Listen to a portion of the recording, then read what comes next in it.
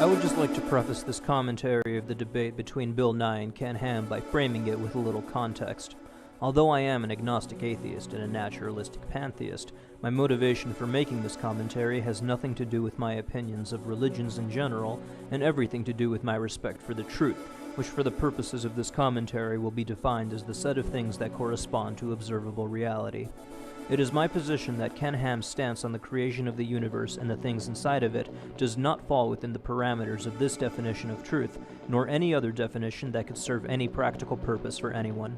It is my intention to expose the lies, fallacies, and misrepresentations promulgated by Ken Ham and his associates, who I regard as dangerous adversaries to the common interests of society, interests that include the well-being and security of future generations, as well as the social and academic literacy of the general population. Over the years, I have monitored and scrutinized the activities of Ken Ham and others like him, which has led me to form an opinion about the shady group of individuals to which Mr. Ham belongs. This opinion will become increasingly apparent as the commentary progresses, and so as my tone becomes more scathing over the course of this video, I beseech the audience to keep in mind that religion in general is not the target of my condemnation. It is the opportunistic fundamentalist individuals like Ken Ham to whom I restrict my ire, and neither his belief in God nor alleged devotion to him are factors that I have taken into account when forming my opinion. That all having been said, I present to you a minute-by-minute commentary of the debate between Bill Nye and Ken Ham. Good evening. I'm pleased to welcome you to Legacy Hall of the Creation Museum in Northern Kentucky in the metropolitan area of Cincinnati. I'm Tom Foreman from CNN, and I'm pleased to be tonight's moderator for this evolution versus creation debate. And now, Mr. Ham, you opted to go first, so you will be first with your 5-minute opening statement. Well, good evening. I know that not everyone watching this debate will necessarily agree with what I have to say, but I'm an Aussie and live over here in America, and they tell me I have an accent, and so it doesn't matter what I say. Some people tell me, we just like you here saying it. So I hope you enjoy me saying it anyway. Well, the debate topic is this: is creation a viable model of origins in today's modern scientific era? You know, when this was first announced on the internet, there are lots of statements like this one from the Richard Dawkins Foundation: scientists should not debate creationists, period. And this one from one of the Discovery.com websites: should scientists debate creationists? You know, right here I believe there's a gross misrepresentation in our culture. We're seeing people in being indoctrinated to believe that creationists can't be scientists. I believe it's all a part of secularists hijacking the word science. I want you to meet a modern-day scientist who is a biblical creationist. The argument from authority will be a recurring theme in this debate from Ham's side. He's going to introduce a number of academics who accept literal creationism in an effort to bolster the authority of his arguments. We will notice some recurring themes with these academics. My name is Stuart Burgess. I'm a Professor of Engineering Design at Bristol University in the UK. My name is Stuart Burgess. I'm a Professor of Engineering Design at Bristol University in the UK. I have published over 130 scientific papers on the science of design in engineering and biological systems. From my research work, I have found that the scientific evidence fully supports creationism as the best explanation to origins. I've also designed major parts of spacecraft launched by ESA and NASA. Stuart Burgess has impressive credentials and is an accomplished engineer with an emphasis on biometrics.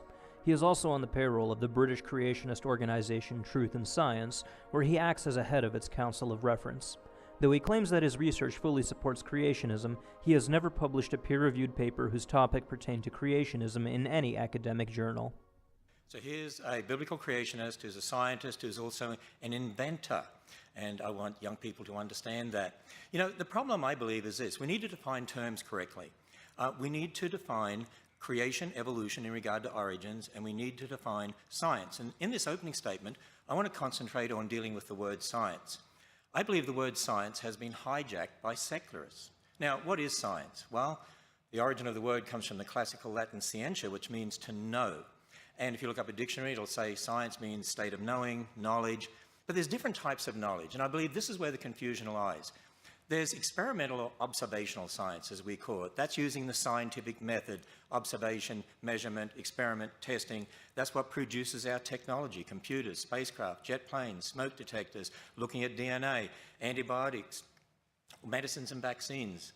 You see, all scientists, whether creationists or evolutionists, actually have the same observational or experimental science. And it doesn't matter whether you're a creationist or an evolutionist, you can be a great scientist. For instance, here's an atheist who is a great scientist, Craig Venter, one of the first researchers to sequence the human genome. Or Dr. Raymond Damadian. He is a man who invented the MRI scanner and revolutionized medicine. He's a biblical creationist. But I want us to also understand molecules to man evolution belief has nothing to do with developing technology. Incorrect. Here's a list of peer-reviewed engineering papers that discuss the use of evolutionary algorithms in designing and constructing aeronautic apparatuses. These algorithms and the feats of engineering that they produce owe their existence to and are a direct consequence of the theory that you deny.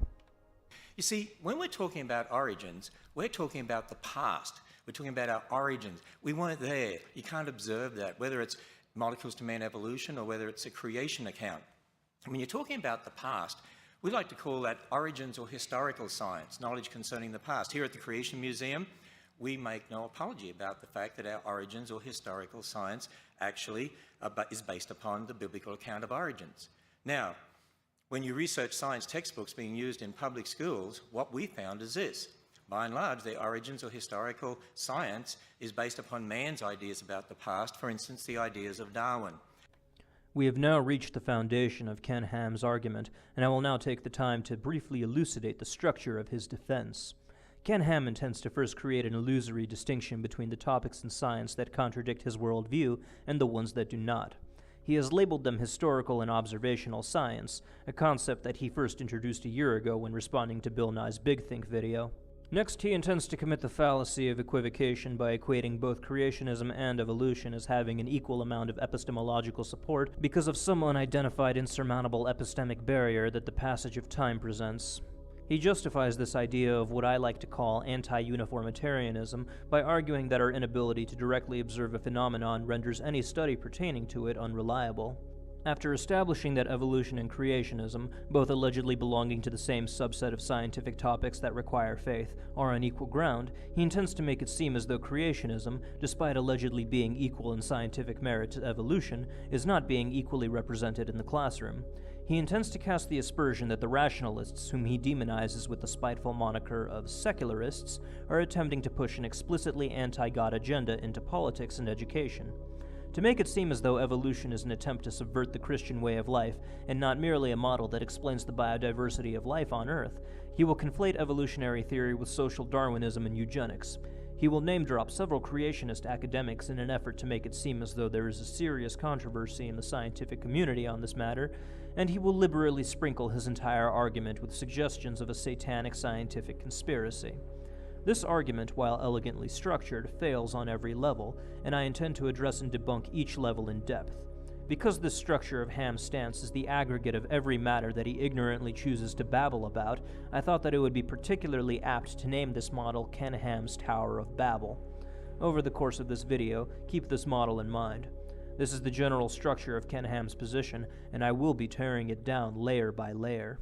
And our research has found that public school textbooks are using the same word science for observational science and historical science. They arbitrarily define science as naturalism and outlaw the supernatural. They present molecules to man evolution as fact.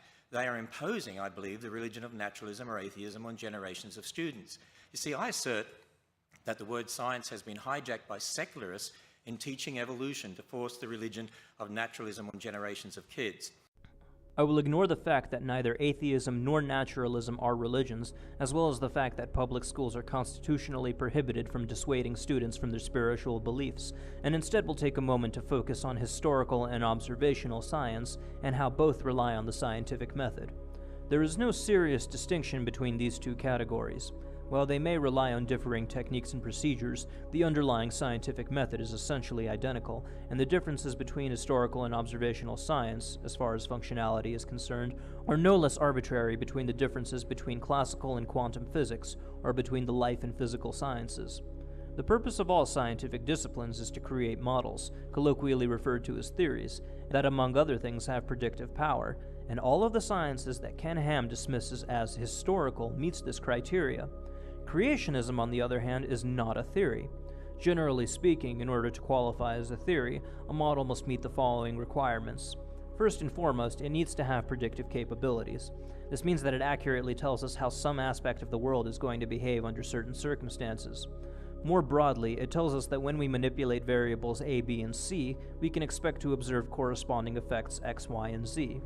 This serves as the basis for finding patterns, which allows us to make predictions about future data. That's the goal of science, to predict the future. The next criteria is independent verifiability and falsifiability. This means that anybody with the proper equipment will be able to vindicate the predictions made by the scientific model, or, if the model is inaccurate, anybody with the proper equipment will be able to disprove it by finding a statistically significant amount of data that contradicts the predictions. Finally, a theory must also have parsimonious explanatory power. This means that any extraneous aspect of the theory that the model doesn't necessarily rely upon can be removed because it adds an unnecessary assumption, which can constrain the scope of the model's predictive power. As Bill Nye does an excellent job of reiterating, creationism does not meet the first criteria, and by extension cannot meet the second or third criteria. This is because without predictive capabilities, a model cannot be tested, and since a model's explanatory power is necessarily dependent on our ability to verify its validity, a model without predictive power is untestable and consequently has no explanatory power. The failure of creationism is therefore fractal. It doesn't make predictions about future data, so it cannot be tested, so it cannot explain anything. So in summary, the distinction between historical and observational science is meaningless. There is only science, and creationism is not a part of it. Secular evolutionists teach that all life developed by natural processes from some primordial form, that man is just an evolved animal, which has great bearing on how we view life and death. For instance, as Bill states, it's very hard to accept for many of us that when you die, it's over. But you see, the Bible gives a totally different account of origins, of who we are, where we came from, the meaning of life, and our future. That through one man, sin entered the world, and death through sin, but that God so loved the world that he gave his only begotten Son, whoever believes in him should not perish and have everlasting life. So, is creation a viable model of origins in today's modern scientific era? I say the creation-evolution debate is a conflict between two philosophical worldviews based on two different accounts of origins or science beliefs, and creation is the only viable model of historical science confirmed by observational science in today's modern scientific era. That is time. I have the unenviable job of being the timekeeper here. So I'm like the referee in football that you don't like, but I will periodically, if either one of our debaters runs over on anything, I will stop them in the name of keeping it fair for all. Mr. Ham, thank you for your comments. Now it's Mr. Nye's turn for a 5-minute opening statement. Mr. Nye. At this point, Bill Nye came onto the stage and made 2 points that need to be taken into serious consideration. One of them is that the majority of Christians reject the dogmatic ideology of Ken Ham. The other is that Ken Ham's pontifications on the superiority of observational science to historical science is nonsensical. He brought up the example of CSI, which is a TV show that's based on the scientific principles that underlie forensic pathology. The point that Bill Nye was trying to make was that even though murders are committed regularly and without witnesses, it is possible to identify and convict the perpetrators using science. In other words, you don't need to directly observe a phenomenon in order to vindicate its veracity. You can examine the evidence pertaining to it and come to a conclusion by using the scientific method. In Ken Ham's worldview, this shouldn't be possible because the murder took place in the past and is therefore inaccessible to us. I'll go more in depth on this point later. For now, let's listen to the diatribe that Ken Ham has prepared for his audience over the last few decades before we completely demolish it in a matter of minutes. Well, the debate topic was, is creation a viable model of origins in today's modern scientific era? And I made this statement at the end of my opening statement. Creation is the only viable model of historical science confirmed by observational science in today's modern scientific era. And I said, what we need to be doing is actually defining our terms, and particularly 3 terms: science, creation, and evolution. Now, I discussed the meaning of the word science and what is meant by experimental or observational science briefly, and that both creationists and evolutionists can be great scientists, for instance. I mentioned Craig Venter, a biologist, he's an atheist, and he's a great scientist. He was one of the first researchers to sequence the human genome. I also mentioned Dr. Raymond Damadian, who actually invented the MRI scanner. I want you to meet a biblical creationist who is a scientist and inventor. Hi, my name is Dr. Raymond Damadian. I am a young Earth creation scientist and believe that God created the world in 6 24-hour days, just as recorded in the book of Genesis. By God's grace and the devoted prayers of my godly mother-in-law, I invented the MRI scanner in 1969. The idea that scientists who believe the Earth is 6,000 years old cannot do real science is simply wrong. Well, he's most adamant about that. Raymond Damadian has a long and impressive career, yet he has never published a single article in the peer review in defense of creationism. Nobody claims that holding a creationist viewpoint guarantees universal scientific illiteracy, merely that there is a direct and undeniable correlation. Where nearly half of Americans accept some variation of literal creationism, only about 1 out of 25 Americans hold a degree in science or engineering, and of the small percentage of those degree holders who are actually full-time scientists, only 1 out of 50 are creationists. If we include engineers into the figure, we're dealing with no more than 5% of the scientific community being some variation of creationist. There is certainly a correlation between holding a creationist viewpoint and academic illiteracy, and that is cause for concern. Outliers like Raymond Damadian do exist, as they do in every dataset. Accomplished historian David Irving is a Holocaust denier. Charles Berlitz, an expert linguist, believed in Atlantis. Of the estimated 3 million architects and engineers in the world, about 2,000 of them think that the United States government blew up the Twin Towers. And of all the scientists who work in fields relevant to evolutionary theory, barely 1% of them reject it. You can cherry-pick scientists all you like, Ham, but you will never be able to provide us with a single example of a creationist article that has made it into the academic peer-reviewed journal. And actually, he revolutionized medicine, and he's a biblical creationist. And I encourage children to follow people like that and make them their heroes. Let me introduce you to another biblical creation scientist. My name is Danny Faulkner. I received my PhD in astronomy from Indiana University. For 26 and a half years, I was professor at the University of South Carolina, Lancaster, where I hold the rank of Distinguished Professor Emeritus. Upon my retirement from the university in January of 2013, I joined the research staff at Answers in Genesis. I'm a stellar astronomer. That means my primary interest is stars, but I'm particularly interested in the study of eclipsing binary stars. And I've published many articles in the astronomy literature, places such as the Astrophysical Journal, the Astronomical Journal, and the Observatory. There is nothing in observational astronomy that contradicts a recent creation. Curiously enough, despite his adamant belief that this is the case, Faulkner has never published a single article in the peer review that explains how astronomy can be rationally reconciled with his belief in a 6,000-year-old universe. As someone whose major is deeply relevant to astronomy, I took particularly special care in examining this man's arguments on the Answers in Genesis website. I was left dumbstruck by the sheer inanity of his arguments. Just so that we have some perspective, this is what an actual peer-reviewed paper looks like. In order to gain access to a peer-reviewed journal, an article has to meet the most rigorous academic standards imaginable, and even then, publication is unlikely.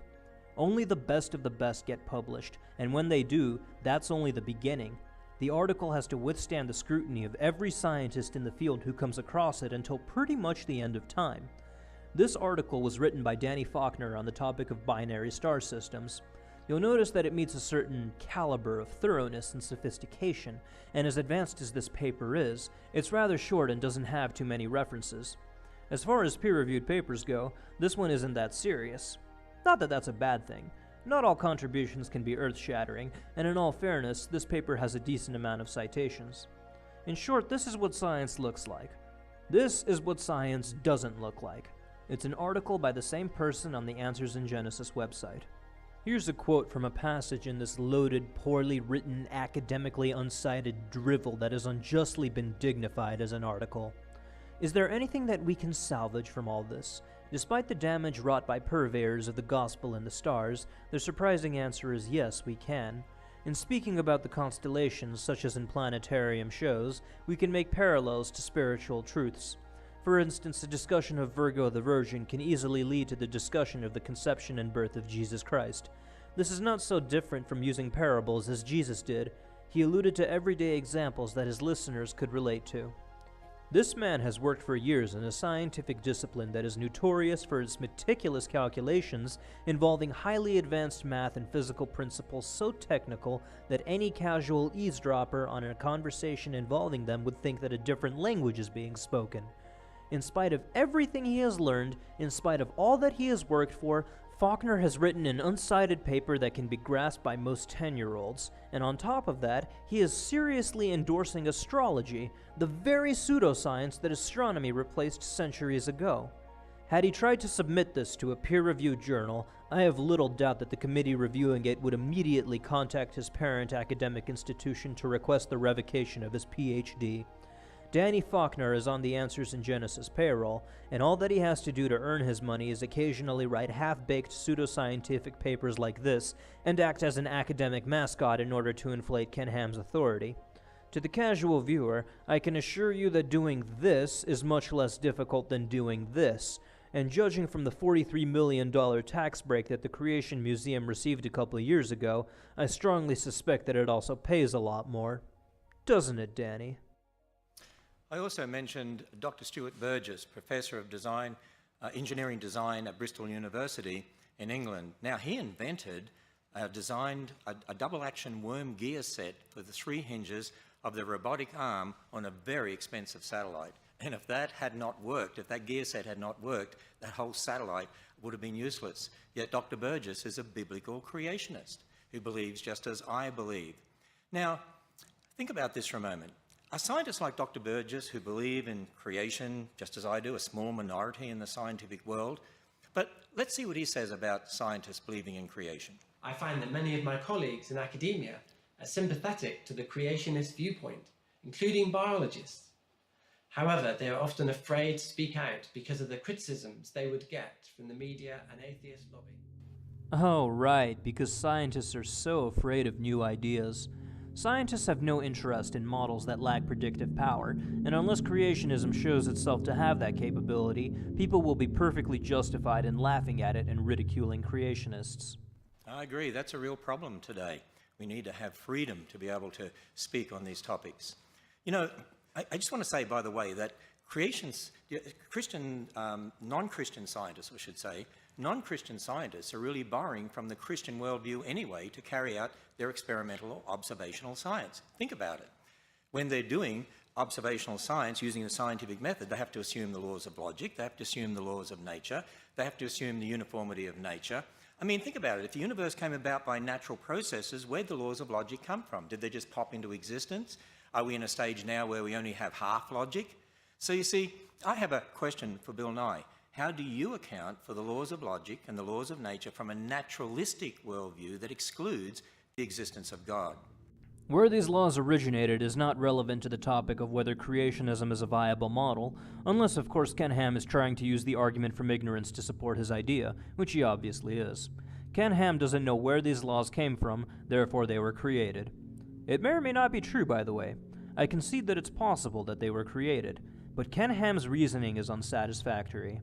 In science, you don't just attribute an unknown to whatever conclusion draws your fancy. You do not solve problems this way. You are merely replacing one unknown with another, and that is fallacious. If Ham really wanted to demonstrate that these things were created, it was incumbent upon him to come up with an experiment that would allow us to test his idea and share his results. Instead, he chose to play a semantic word game that incorporated an argument from ignorance. What does that say about the strength of his position? Also, I'd like to draw attention to Ken Ham's endorsement of the uniformity of nature. This is an extremely important point to keep in mind, as it plays a role in forming the disturbing cognitive dissonance that's torturing Ken Ham's thought process. Now, in my opening statement, I also discussed a different type of science or knowledge, origins or historical science. See, again, there's a confusion here, there's a misunderstanding here. People, by and large, have not been taught to look at what you believe about the past as different to what you're observing in the present. You don't observe the past directly. Even you know, when you think about the creation account, I mean, we can't observe God creating. We can't observe the creation of Adam and Eve. We admit that. We're willing to admit our beliefs about the past. But see, what you see in the present is very different. Even some public school textbooks, actually, well, they sort of acknowledge the difference between historical and observational science. Here is an earth science textbook that's used in public schools, and we read this. In contrast to physical geology, the aim of historical geology is to understand Earth's long history. And then they make the statement, historical geology, so we're talking about historical science, tries to establish a timeline of the vast number of physical and biological changes that have occurred in the past. We study physical geology before historical geology because we first must understand how Earth works before we try to unravel its past. In other words, we observe things in the present and then, okay, we're assuming that that's always happened in the past and we're going to try and figure out how this happened. See, there is a difference between what you observe and what happened in the past. Again, this is a difference without distinction. We have no reason to believe that geological processes in the past were different from geological processes in the present, and there's an entire multi-billion-dollar industry that owes its very existence to that fact. You may have heard of it, Ham. It's called the global mining industry. Every year, relevant companies from oil and metalworking corporations spend millions of dollars to consult with geologists, who use their understanding of what Ham condescendingly refers to as historical science to advise these companies on where to dig for oil and minerals. These companies then spend billions of dollars on expeditions to these locations based on the scientists' advice. The fossil fuels that were ultimately dug up because of someone's understanding of historical science ended up powering the airplane that brought Bill Nye to the debate at your facility, a facility whose frame likewise came from steel whose components were excavated under similar circumstances. The very building from which you preach the unreliability of historical science owes its existence in large part to historical science in the first place. Let me illustrate it this way. If Bill Nye and I went to the Grand Canyon, we could agree that that's a Coconino sandstone in the Hermit Shale, and there's the boundary. They're sitting one on top of the other. We could agree on that. But do you know what we would disagree on? I mean, we could even analyze the minerals and agree on that. But we would disagree on how long it took to get there. But see, none of us saw the sandstone or the shale being laid down. There's a supposed 10 million year gap there, but I don't see a gap. But that might be different to what Bill Nye would see. But see, there's a difference between what you actually observe directly and then your interpretation in regard to the past. Let me illustrate just how vacuous and moronic this argument is with an analogy. A dead body is found. It's been slashed open, decomposing guts are hanging out of the festering carcass, you get the idea. A suspect has been arrested. His DNA was found all over the victim's body, his fingerprints are all over the scene, and in addition to that, he owns a knife that matches the profile of the weapon used to slash open the victim. The suspect's fingerprints are also found on the knife handle, and in addition, traces of the victim's blood are found on the suspect's clothes. Ken Ham is called in to defend the suspect. When the evidence is presented in court, the following is his defense. If the prosecutor and I were to go to the same crime scene, we could agree that the victim was slashed open. There are the guts, there's the blood, we could agree on that. Do you know what we would disagree on? I mean, we could analyze the knife and even agree that it's the murder weapon, but we would disagree on the identity of the killer. See, none of us saw the victim getting murdered. There's supposed evidence of my client's DNA there, but I don't see his DNA. But that might be different to what someone qualified would see. But see, there's a difference between what you actually observe directly and then your interpretation with regard to the past. If you think that this is ridiculous, just wait. Ham is going to say even more outrageous things to this effect, and when he does, I'm going to take this analogy even further. Join us next time on Law & Order's Special Needs Unit. When I was at the Goddard Space Center a number of years ago, I met creationists and evolutionists who were both working on the Hubble telescope. They agreed on how to build a Hubble telescope. You know what they disagreed on? Well, they disagreed on how to interpret the data that telescope obtained in regard to the age of the universe. And, you know, we could go on and talk about lots of other similar sorts of things. For instance, I've heard Bill Nye talk about how a smoke detector works using the radioactive element americium. And you know what? I totally agree with him on that. We agree how it works. We agree how radioactivity enables that to work. But if you're then going to use radioactive elements and talk about the age of the Earth, you've got a problem. because you weren't there. We've got to understand parent elements, daughter elements, and so on.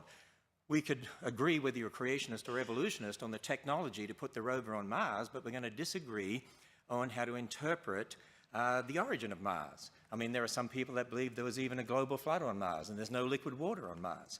But, you know, we're going to disagree maybe on our interpretation of origins, and you can't prove either way because, not from an observational science perspective, because we've only got the present. Creationists and evolutionists both work on medicines and vaccines. You see, it doesn't matter whether you're a creationist or an evolutionist, all scientists have the same experimental or observational science. So I have a question for Bill Nye. Can you name one piece of technology that could only have been developed starting with a belief in molecules to man evolution? The question is malformed because no one starts with a belief in evolution. As with all theories, the evidence is synthesized into a model that predicts future data.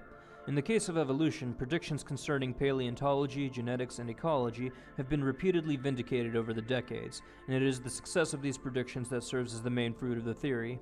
Regarding technology that exists because of the theory, I already gave the example of aeronautics utilizing evolutionary algorithms. Other inventions that utilize evolutionary algorithms include control systems, the code underlying Turing machines, and the possibility of future processors that are capable of hypercomputation. In short, evolutionary theory is responsible for the entire industry of bioinformatics. But let's pretend for a moment that evolutionary theory is not responsible for any inventions. So what? The success of a theory is measured by its ability to predict future data, not by the number of inventions that it's responsible for. Just look at the theory of general equilibrium, which serves as the cornerstone of modern economics. Can you think of any inventions that this theory is responsible for?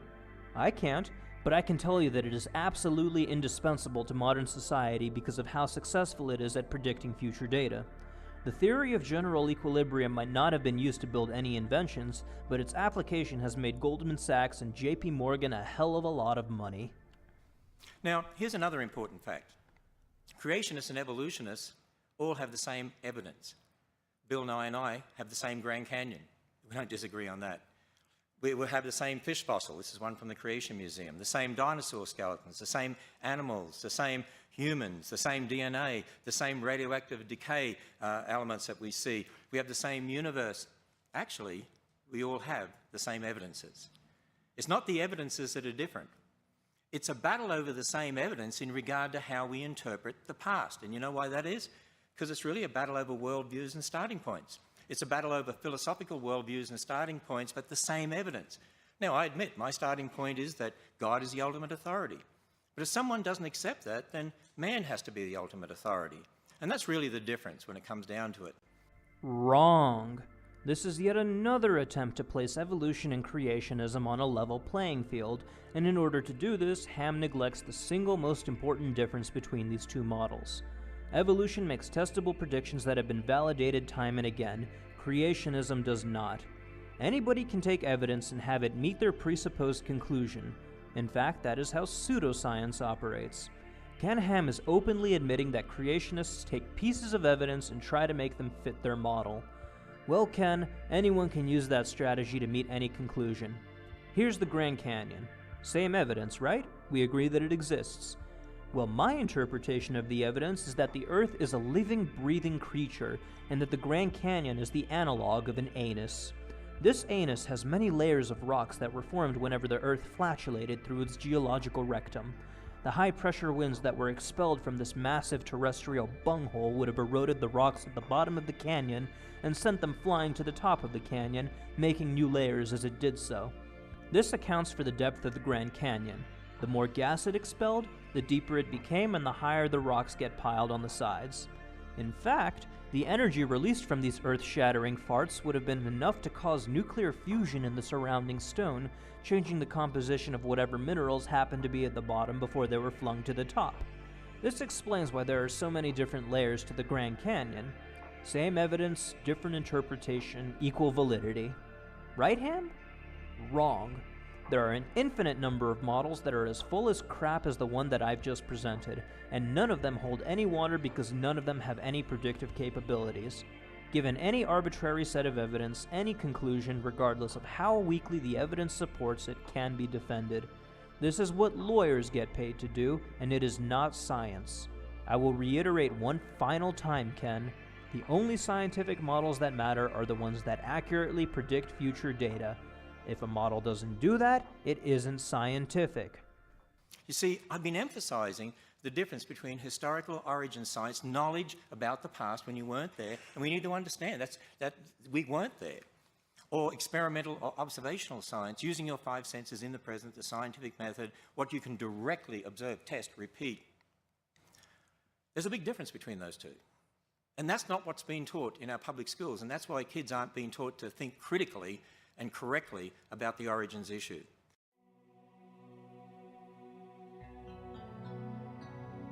We should start from the Bible, should put in our biblical glasses, and when we understand what the Bible says about the history of the universe, it gives us a whole way of thinking to explain the things of this world. For instance, remember the history of the universe from beginning to end, that God created a perfect world, marred by sin, death is a consequence. The animals were originally vegetarian before sin.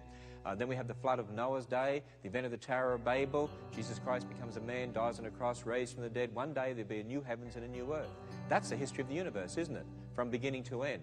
And what I try to get Christians to understand is that when you use that as the foundation for your thinking, you have a way of thinking to then take to fossils and to the animals and plants and to dinosaurs.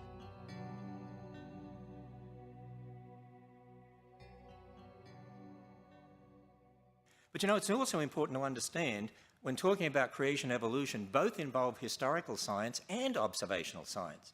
You see, the role of observational science is this: it can be used to confirm or otherwise one's historical science based on one's starting point. Now, when you think about the debate topic and what I affirmed concerning creation, if our origins or historical science based on the Bible, the Bible's account of origins is true, then there should be predictions from this that we can test using observational science, and there are. The so-called predictions that Ham is about to present are nothing more than ad hoc rationalizations and a misrepresentation of a scientific paper. I'll go more in depth once he makes his case.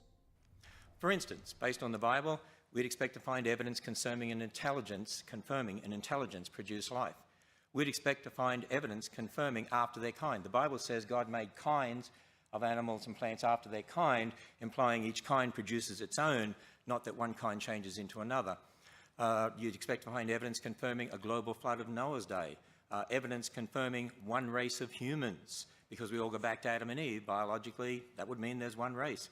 Evidence confirming the Tower of Babel, that God gave different languages. Evidence confirming a young universe. Now, I can't go through all of those, but a couple of them we'll look at briefly. After their kind, evidence confirming that. In the Creation Museum, we have a display featuring replicas, actually, of Darwin's finches. They're called Darwin's finches. Darwin collected finches from the Galapagos and took them back to England, and we see the different species, the different beak sizes here. And you know, from the specimens that Darwin obtained in the Galapagos, he actually pondered these things, and how do you explain this? And in his notes, actually, he came up with this diagram here, a tree. And he actually said, I think. So he was talking about different species, and maybe those species came from some common ancestor. Actually, when it comes to finches, we actually would agree as creationists that different finch species came from a common ancestor, but a finch is what they would have to come from. But you see, Darwin wasn't just thinking about species. Darwin had a much bigger picture in mind. When you look at The Origin of Species and read that book, you'll find he made this statement: from such low and intermediate form, both animals and plants may have been developed, and if we admit this, we must likewise admit that all organic beings which have ever lived on this earth may be descended from some one primordial form. So he had in mind what we today know as an evolutionary tree of life, that all life has arisen from some primordial form. Now, when you consider the classification system, kingdom, phylum, class, order, family, genus, species, we would say, as creationists, and we have many creation scientists who've researched this, and for lots of reasons, I would say the kind in Genesis 1 really is more at the family level of classification. For instance, there's one dog kind, there's one cat kind, even though you have different genera, different species. So a kind is a family, Ken? Then why do you have an entire order listed as the elephant kind? And while we're on the topic, does this mean that humans, orangutans, chimpanzees, and gorillas are all the same kind? After all, they all belong to the family Hominidae. That would mean, by the way, you didn't need anywhere near the number of animals on the ark as people think. You wouldn't need all the species of dogs, just 2, not all the species of cats, just 2. And you see, based on the biblical account there in Genesis 1, creationists have drawn up what they believe is a creation orchard. In other words, they're saying, look, there's great variation in the genetics of dogs and finches and so on. And so over time, particularly after Noah's flood, you'd expect if there were 2 dogs, for instance, you could end up with different species of dogs because there's an incredible amount of variability in the genes of any creature. And so you'd expect these different species up here, but there's limits. Dogs will always be dogs, finches will always be finches. Now, as a creationist, I maintain that observational science actually confirms this model based on the Bible. For instance, take dogs. Okay, in a scientific paper dated January 2014, that's this year, scientists working at the University of California stated this: "We provide several lines of evidence supporting a single origin for dogs and disfavoring alternative models in which dog lineages arise separately from geographically distinct wolf populations." Based solely on the passage of the paper that Ken Ham has presented, it sounds as though the data points to dogs spontaneously popping into existence rather than gradually diverging from ancestral wolves. That's because the single passage is not representative of what the entire paper says, and therefore is a quote mine. In fact, the very next sentence says the following: "Considering a full multi-population demographic model with gene flow, we infer that dogs diverged from wolves at around 15,000 years ago." What this paper is actually discussing is that the origin of domestic dogs can be traced back to a single population of wolves rather than several geographically distinct ones. Since wolves and domestic dogs both belong to the same family, though, I'm sure that Ken Ham wouldn't have a problem with this. So what's the deal? Let's take a look at what he says next. And they put this diagram in the paper. By the way, that diagram is very, very similar to this diagram that creationists proposed based upon the creation account in Genesis. In other words, you have a common dog ancestor that gives rise to the different species of dogs, and that's exactly what we're saying here. If you look closely at the diagram that Ken Ham presented, you can see that he flipped it upside down. If you look at the original, you can also see that the time scale goes back 400,000 years. So in addition to omitting the calculations from the paper that suggest that dog diversification took place over thousands of years, Ham spun the entire article by equivocating his definition of dog with the paper's definition in order to construct a cladogram that more closely resembled the scientific one, which he then had to flip upside down to make this purely aesthetic and unscientific comparison. Basically, in order for Ham to construct his case, he had to carefully select a part of the article that superficially seemed to agree with his point, while disregarding the bulk of the article that didn't agree with him, manipulate his terms in such a way that it would seem as though the article agreed with him, and finally drew a meaningless comparison between a couple of cladograms. As it happens, it's not wrong to say that dogs, wolves, and foxes all share a common ancestor. Evolutionary theory and Ham's version of creationism are both compatible with this. It is wrong, however, to say, as Ham did, that this is the entire cladogram, and to ignore the overwhelming evidence that the common ancestors to canids, felines, ursids, and other mammalian carnivores also shared a common ancestor. The evidence supporting this used the same methods that were used to draw the conclusions in the article that Ham quote-mined, so why does he reject this fact? Now, in the Creation Museum, we actually show the finches here, and you can see the finches with their different beaks beside dog skulls, different species of dogs. By the way, there's more variation in the dog skulls here than there are in these finches. Yet the dogs, well, that's never used as an example of evolution, but the finches are, particularly in the public school textbooks. Students are taught, see the changes that are occurring here? And here's another problem that we've got. Not only has the word science been hijacked by secularists, I believe the word evolution has been hijacked by secularists. The word evolution has been hijacked using what I call a bait and switch. Let me explain to you. The word evolution is being used in public school textbooks, and we often see it in documentaries and so on. It's used for observable changes that we would agree with, and then used for unobservable changes, such as molecules to man. Let me explain to you what's really going on, because I was a science teacher in the public schools, and I know what the students were taught, and I check the public school textbooks anyway to know what they're taught. See, students are taught today, look, there's all these different animals, plants, but they're all part of this great big tree of life that goes back to some primordial form. And look, we see changes in finches, changes in dogs, and so on. Now, we don't deny the changes. You see that. You see different species of finches, different species of dogs. But then they put it all together in this evolutionary tree, but that's what you don't observe. You don't observe that. That's belief there. That's their historical science that I would say was wrong. Ken Ham's argument is essentially a rehashing of the common creationist position that they accept microevolution but not macroevolution, terms which, like historical and observational science, have no serious distinction. We can use our observations of relatively small changes over successive generations that gradually accumulate into larger changes to extrapolate backwards. This is a perfectly valid manner of conducting science as long as the model that is formed makes predictions, and indeed it does. I just don't see how Ken Ham can logically justify the position that small changes can't accumulate to large ones. Does he seriously believe that we need to observe every stage of this process in order to accept it? If that is indeed his position, then surely he does not believe that Pluto orbits the Sun.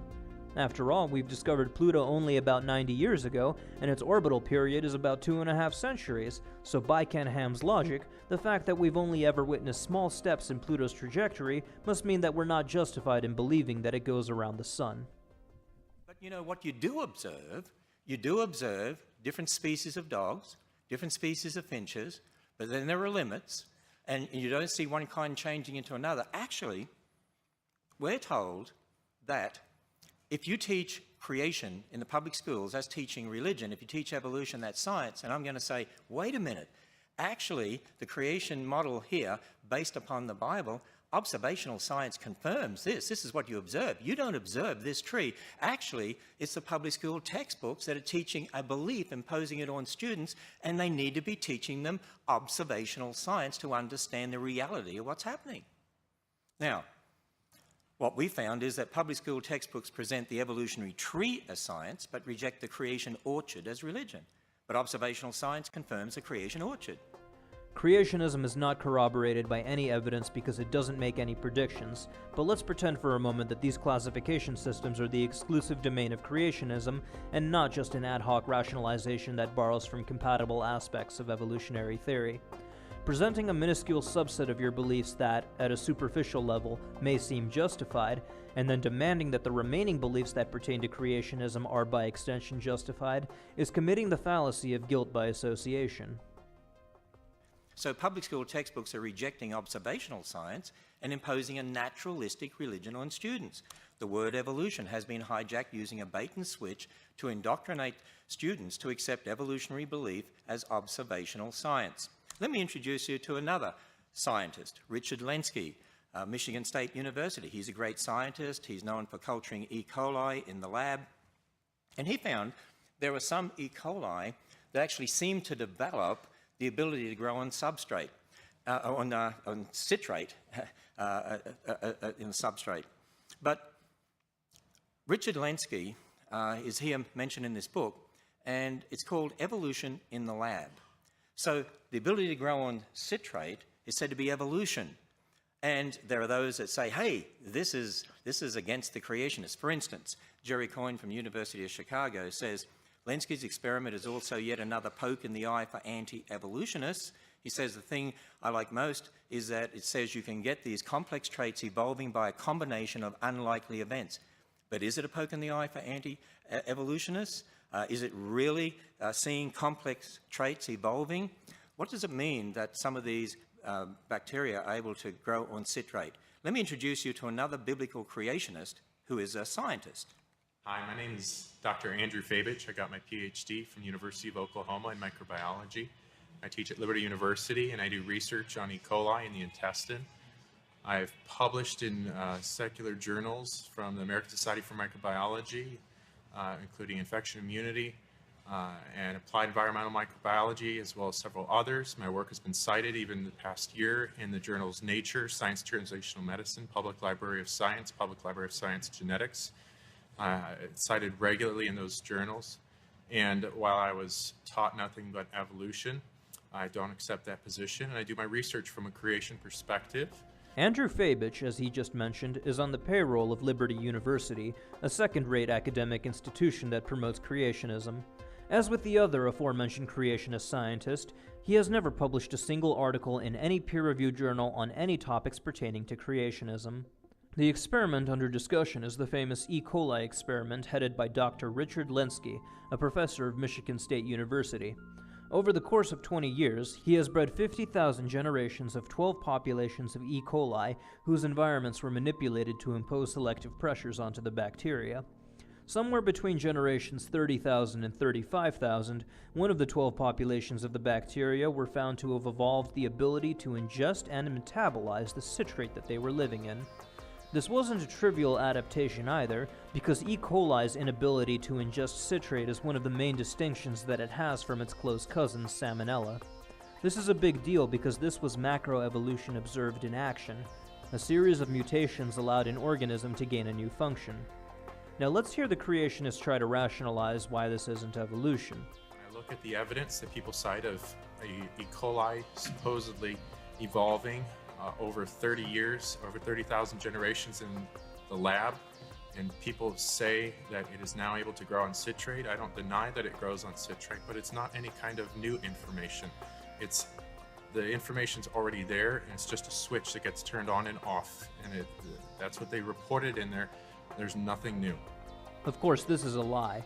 Assuming that he's defining information as the nucleotide combination that ultimately gives rise to these organisms' characteristics, what he's basically saying is that the genes responsible for this adaptation had been in the E. coli from the start and were merely switched on.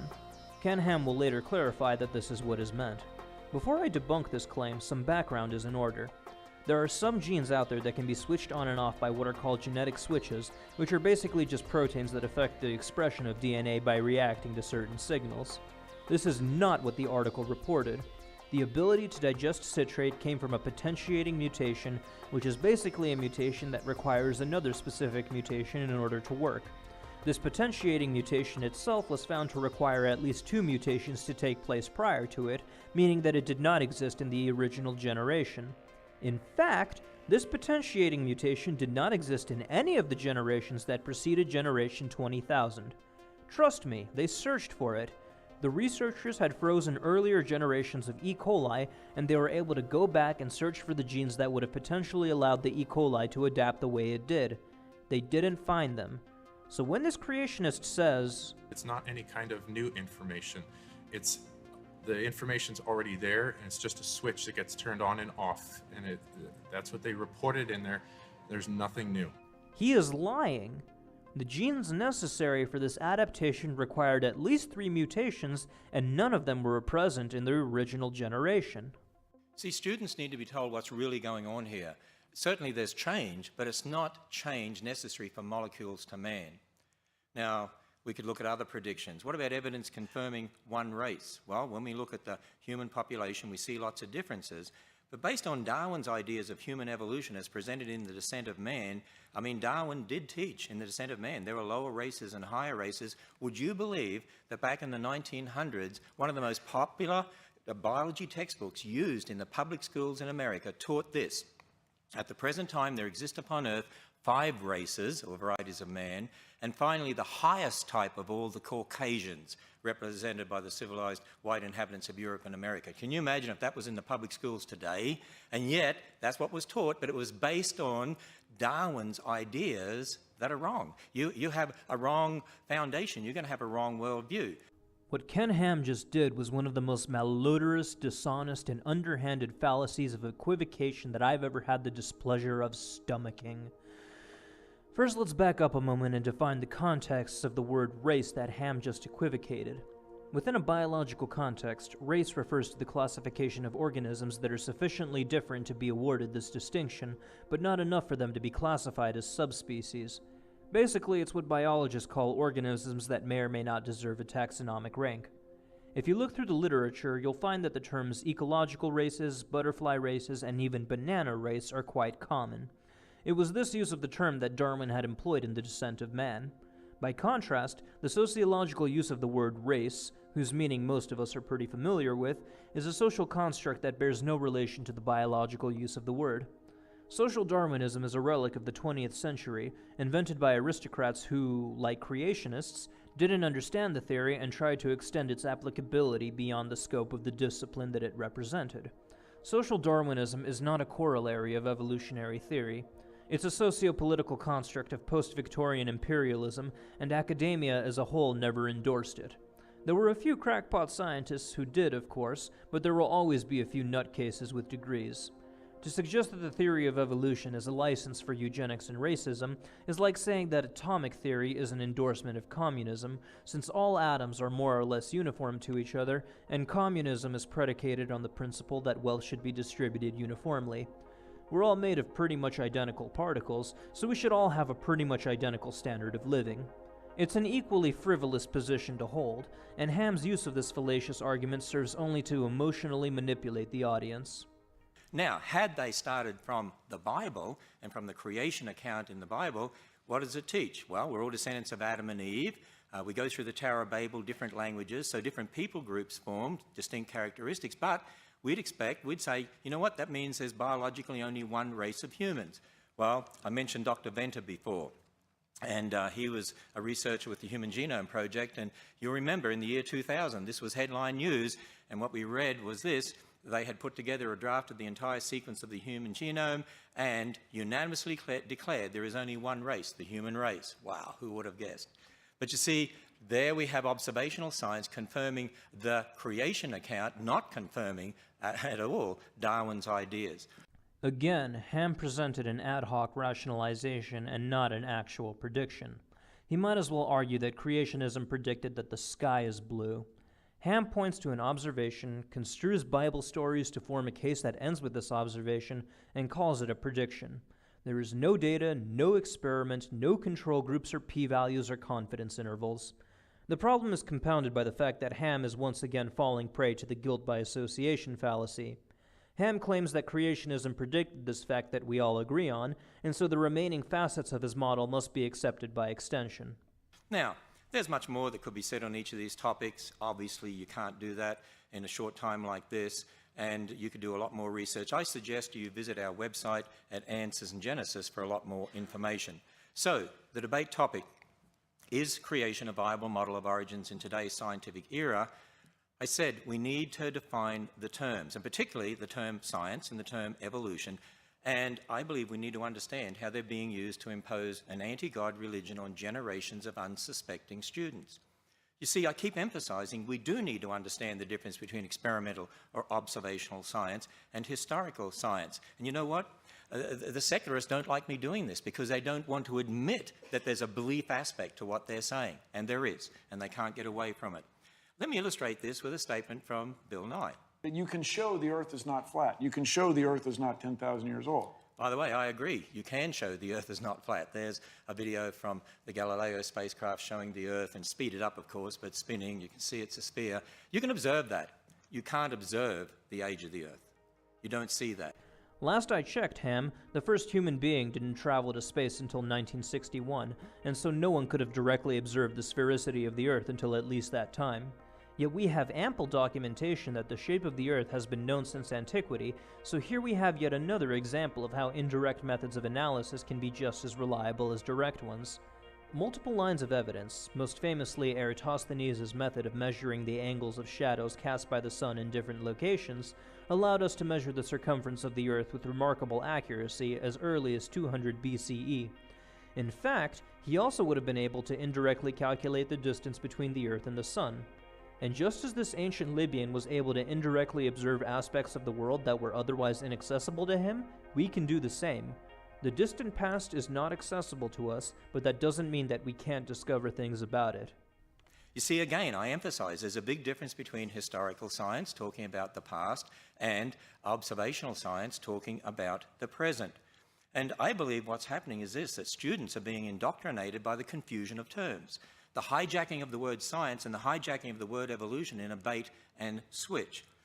Let me illustrate further with this video clip, because here I assert that Bill Nye is equating observational science with historical science, and I also say it's not a mystery when you understand the difference. Apparently, people with these deeply held religious beliefs, they embrace that whole literal interpretation of the Bible as written in English as a worldview, and at the same time, They accept aspirin, antibiotic drugs, airplanes, but they're able to hold these two worldviews. And this is a mystery. Actually, I suggest to you it's not a mystery. You see, when I'm talking about antibiotics, aspirin, smoke detectors, jet planes, that's Ken Ham, the observational science bloke. I'm an Australian. We call guys blokes, okay? But when you're talking about creation in thousands of years or the age of the earth, that's Ken Ham, the historical science bloke. I'm willing to admit that. Now, when Bill Nye's talking about aspirin, antibiotics, jet planes, smoke detectors, he does a great job at that. I used to enjoy watching him on TV too. That's Bill Nye, the observational science guy. But when he's talking about evolution of millions of years, I'm challenging him that that's Bill Nye, the historical science guy. And I challenge the evolutionists to admit the belief aspects of their particular worldview.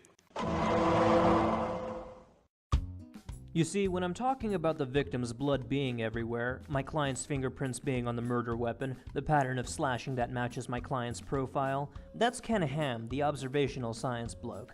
But when you're talking about the process of the victim actually being physically stabbed, that's Ken Ham, the historical science bloke. I'm willing to admit that.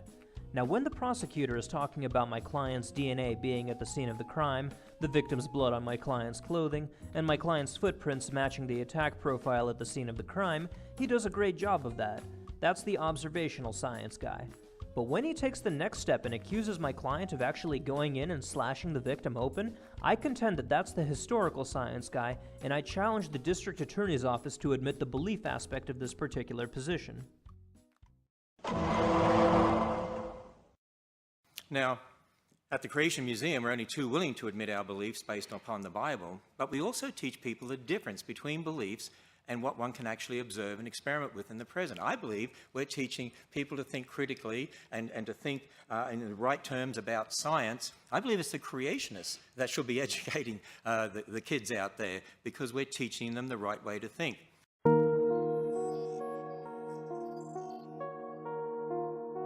I want to teach you something very special this morning, and I want you to remember this, boys and girls, something you'll never forget. Has any human being always been there? Yes or no? No. Has any scientist always been there? No. Who's the only one who's always been there? God. Who knows everything? So, in a big loud voice, who should you always trust first, God or the scientist? God. And I want you to remember that. I believe it's the creationists that should be educating the kids out there, because we're teaching them the right way to think. You know, we admit our origins of historical science is based upon the Bible, but I'm just challenging evolutionists to admit the belief aspects of evolution and be upfront about the difference here. As I said, I'm only too willing to admit my historical science based on the Bible. And let me further go on and define the term creation as we use it. At this point, Ken Ham seems to have run out of pseudoscientific things to say and has started reciting his religious script. As this is merely a long list of assertions designed to provide context for his belief system and emotionally manipulate the audience, I'll spare you the agony of having to endure this yarn, mainly because his endorsement of his religion lies outside of the scope of topics that I'm willing to discuss here. Kathy Miller is the president of the Texas Freedom Network, and she's vocally spoken out. She's spoken out about this textbook battle there in Texas. And the mission statement of the organization she's president of says, the Texas Freedom Network advances a mainstream agenda of religious freedom and individual liberties to counter the religious right. Religious freedom, individual liberties. And then she makes this statement. Science education, what does she mean by science, should be based on mainstream science education, not on personal ideological beliefs of unqualified reviewers. Wait a minute, they want religious liberty and not personal ideological beliefs? Individual religious liberties do not extend to the right to violate the Constitution. If you allow creationism in public schools, not only will it be the equivalent of teaching alchemy, astrology, phrenology, and divination, but the government will effectively be endorsing one particular religion over others, as well as endorsing religion in general over atheism, violating the First and 14th Amendments in the process. I assert this. Public school textbooks are using the same word science for observational and historical science. They arbitrarily define science as naturalism and outlaw the supernatural. They present molecules to man evolution as fact, and they're imposing the religion of naturalism on generations of students. They're imposing their ideology on the students, that everything's explained by natural processes. That is a religion. What does she mean by religious liberty? They tolerate their religion. See, the battle is really about authority. It's more than just science or evolution or creation. It's about who is the authority in this world, man or God. If you start with naturalism, then what about morals? Who decides right and wrong? Well, it's subjective. Marriage, well, whatever you want it to be. Get rid of old people. I mean, why not? I mean, they're just animals. They're costing us a lot of money. Abortion, get rid of spare cats, get rid of spare kids. We're all animals. But if you start from God's word, there are moral absolutes. God decides right and wrong. Marriage, one man and one woman. Sanctity of life. We care for old people. They're made in the image of God. Life begins at fertilization, so abortion is killing a human being. We do see the collapse of Christian morality in our culture and increasing moral relativism because generations of kids are being taught the religion of naturalism and that the Bible can't be trusted. Take note once again of how Ham attempts to alienate potential religious moderates against evolution by conflating it with an explicitly anti-God worldview. There's really not much to comment on here, as this is all just rhetorical platitude, and none of it has any basis in reality. And so again I say, creation is the only viable model of historical science confirmed by observational science in today's modern scientific era. You know what? I'm a science teacher. I want to see kids taught science. I love science. I want to see more Dr. Demadians in the world. You know, if we teach them the whole universe is a result of natural processes and not designed by a creator God, they might be looking in the wrong places or have the wrong idea when they're looking at the creation in regard to how you develop technology, because if they look on it as just random processes, that could totally influence the way they think. If they understand it was a perfect world marred by sin, that could have a great effect on how they then look for overcoming diseases and problems in the world. No, Ham, science and religion are non-overlapping magistra. A good scientist, atheist or theist, does not allow their philosophical or theological paradigms to have an effect on their work. There is only the scientific method, and the models of reality that a scientist constructs either make predictions that are accurate or are abandoned. There is no room in the process for ideology because everything is data. This is why you will never find a peer-reviewed article that defends creationism, because creationism is 100% ideology and 0% data.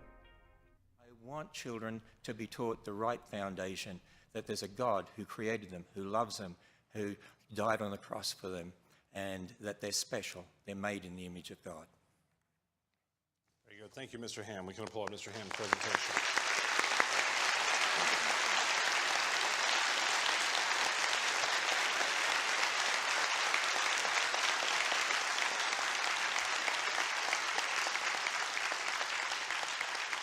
And you know, it did occur to me when you had my old friend Larry King up there, you know, you could have just asked him. He's been around a long time, and he's a smart guy. He could probably answer for all of us. Now, let's all be attentive to Mr. Nye as he gives us his 30-minute presentation. At this point, Bill Nye went up and began blasting holes in Ken Ham's creation model by pointing out a number of scientific angles that corroborate an old universe, essentially skewering Ham's entire worldview. He deconstructed the plausibility of the Ark by presenting evidence that it wouldn't have been seaworthy, attacked the creation model's inability to make predictions, and most impressively of all, put forth an argument against the Noah myth that basically puts Ken Ham into checkmate. Answers in Genesis has been striving for years to explain how 2 members of every animal in the world could have fit into Noah's Ark. Naturally, their strategy has been to reduce the number of animals that would have had to have been on the Ark, mainly by using kinds as their threshold. Bill Nye showed the audience how badly this argument backfired, because with every reduction in the number of animals on the Ark, there is a corresponding need for more speciation events to account for the amount of biodiversity that we see today. According to Bill Nye's calculations, Ham's figure for the number of animals on the Ark would result in an average of 11 new species being produced every day for the last 4,000 years, which we certainly don't observe. Later in the debate, Ham will try to argue that fewer animals than his original figure would have had to have been on the Ark, and Bill will point out that this only compounds the problem because even more species would have to be produced daily. So either there were too many animals to conceivably fit onto the Ark, or there were too few animals on the Ark to account for the biodiversity that we observe. That's a lot to take in. I hope everybody's holding up well. It's a lot of information. What we're going to have now is a 5-minute rebuttal time for each gentleman to address the other one's comments, and then there will be a 5-minute counter-rebuttal after that. Things are going to start moving a little more quickly now. So at this point in particular, I want to make sure we don't have applauding or anything else going on that slows it down. So, Mr. Ham, if you'd like to begin with your 5-minute rebuttal first. Well, first of all, Bill, if I was to answer all the points that you brought up, the moderator would think I was going on for millions of years. So I can only deal with some of them. And you mentioned the age of the Earth a couple of times, so let me deal with that. As I said in my presentation, you can't observe the age of the Earth, and I would say that comes under what we call historical origin science. Now, just to understand, so you understand where I'm coming from, yes, we admit we build our origins of historical science on the Bible. The Bible says God created in 6 days. The Hebrew word yom, as it's used in Genesis 1 with evening, morning number, means an ordinary day. Adam was made on day 6. And so when you add up all those genealogies specifically given in the Bible, yeah, from Adam to Abraham, you've got 2,000 years from Abraham to Christ, 2,000 years from Christ to the present 2,000 years. That's how we get 6,000 years. So that's where it comes from, just so you know. Now, a lot of people say, now, by the way, the Earth's age is 4.5 billion years old, and we have radioactive decay dating methods that found that. But you see, we certainly observe radioactive decay, whether it's rubidium, strontium, whether it's uranium, lead, potassium, argon. But when you're talking about the past, we have a problem. I'll give you a practical example. In Australia, there were engineers that were trying to search out about a coal mine, and so they drilled down and they found a basalt layer, lava flow, that had woody material in it, branches and twigs and so on. And when Dr. Andrew Snelling, our PhD geologist, sent that to a lab in Massachusetts in 1994, they used potassium argon dating. It dated to 45 million years old. Well, he also sent the wood to the radiocarbon section of the same lab, and that dated to 45,000 years old. 45,000-year-old wood and 45 million-year-old rock. The point is, there's a problem. Andrew Snelling is a geologist on the payroll of Answers in Genesis, and the incident that his boss is referring to is when Snelling investigated the sandstone, not basalt, in which the alleged piece of wood was found. I say alleged because neither Snelling nor Geochron, the dating lab that he submitted the result to, could identify it, though the lab did say that it looked like an iron concretion. Carbon dating this material, as anyone with even a rudimentary understanding of the process will know, was therefore a futile venture, as the unidentified material was completely mineralized, meaning that in principle there should not have been any carbon in it. As it happened, there was some carbon in the sample, but based on the porous features of the surrounding rock, this carbon likely came from groundwater and not the minerals. So in the end, what Geochron actually ended up carbon dating was the groundwater, not the rock. Another incident closely resembling this one took place in a different part of Australia, where Snelling collected samples of wood alleged by miners to have been found encased in basalt. Aside from the fact that the history of this sample was anecdotal in nature, the sample was not protected from contamination and was subsequently carbon dated to be about 45,000 years old, which is at the extreme upper limit of carbon dating, which has been known to yield large margins of error. In spite of all this, Snelling used this incident to try to cast doubt on the validity of radiometric dating methods, which is what he gets paid to do. The formula that he and his contemporaries used to disparage radiometric dating is quite simple. Take contaminated samples to labs whose dating ranges do not encompass the age of whatever was found, claim victory over basic nuclear physics in a half-baked article on the Answers in Genesis website, and take Ham's check to the bank. Let me give you another example of a problem. There was a lava dome that started to form in the 80s after Mount St. Helens erupted. And in 1994, Dr. Steve Austin, another PhD geologist, actually sampled the rock there. He took whole rock, crushed it, sent it to the same lab, actually, I believe, and got a date of 0.35 million years. When he separated out the minerals, amphibole and pyroxene, and used potassium argon dating, you get 0.9 million, 2.8 million. My point is, all these dating methods actually give all sorts of different dates. In fact, different dating methods on the same rock we can give all sorts of different dates. The geologist that Ken Ham is referring to, Steve Austin, is on the payroll of the pseudoscientific organization Institute for Creation Research. As with Andrew Snelling, Steve Austin sent his samples to Geochron, whose website explicitly stated that its methods cannot accurately date samples that are less than 2 million years old. With the exception of the pyroxene, every sample dated to be considerably less than 2 million years old, rendering the use of the lab's methods futile. This does not reflect poorly on the dating method, but on the person who misused it. There are known limitations to certain dating methods, and the misuse of potassium-argon dating would most certainly give useless results. Again, this does not reflect poorly on the dating method itself. If a person uses a ruler to try to measure someone's weight, their failure to do so has nothing to do with the ruler being useless and has everything to do with its misapplication. The same holds true for radiometric dating. As Austin, for some mysterious reason, never chose to publish his results in the peer review, it is to be expected that no serious scientist would waste their time addressing this drivel. As it happens, Dr. Kevin Henke of the Geological Department at the University of Kansas took the time to examine this case in detail. He noted that Austin himself admitted that the samples were not homogeneous, which means that foreign minerals could have contaminated them. Xenocrysts would have been particularly problematic, as they have been known to contaminate geological samples. Xenocrysts are basically just crystals that get swallowed by magma. Then, when the magma rises to the surface, it cools to form solid rock, trapping the crystals inside, which predate and therefore contaminate the rock. Well, gee, I wonder where one would find a significant amount of magma that cools to form solid rock. Huh, what a coincidence. The creationist found his rock samples in one of those. See, there's lots of assumptions in regard to radioactive dating. Number one, for instance, the amounts of the parent and daughter isotopes at the beginning when the rock formed. You have to know them, but you weren't there. See, that's historical science. Assumption two, that all daughter atoms measured today must have only been derived in situ radioactive decay of parent atoms. In other words, it's a closed system, but you don't know that, and there's a lot of evidence that that's not so. Wrong on both objections. Ideally, we can know the initial conditions of the isotopes if we find the sample in a closed system where nothing could potentially contaminate it, but oftentimes we have to use isochron dating methods, where surrounding samples of the same element and different isotopes are all analyzed, along with the decay rates and initial daughter isotope concentration. You do not need to know the parent isotope concentration for this method, and in many cases, the assumptions of the initial conditions are perfectly reasonable. Take the potassium-argon method, for example. Minerals that are dated this way can be assumed to have a negligible amount of argon in them initially because argon is a noble gas, and noble gases don't form anything other than glow sticks and balloons.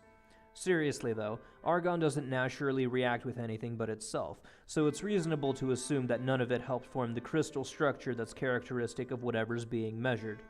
With carbon dating, we know that the amount of the parent isotope, carbon-14, varies with time, but we can calibrate the initial amount using other methods like dendrochronology. There are other examples that show why Ken Ham's objections are nonsense, but I think that the point is made. Assumption number three, that the decay rates have remained a constant. This is my personal favorite creationist argument because it outlines just how desperate creationism is. To understand what I mean, you have to know a thing or two about the weak nuclear force, which is one of the four fundamental forces that shape our universe.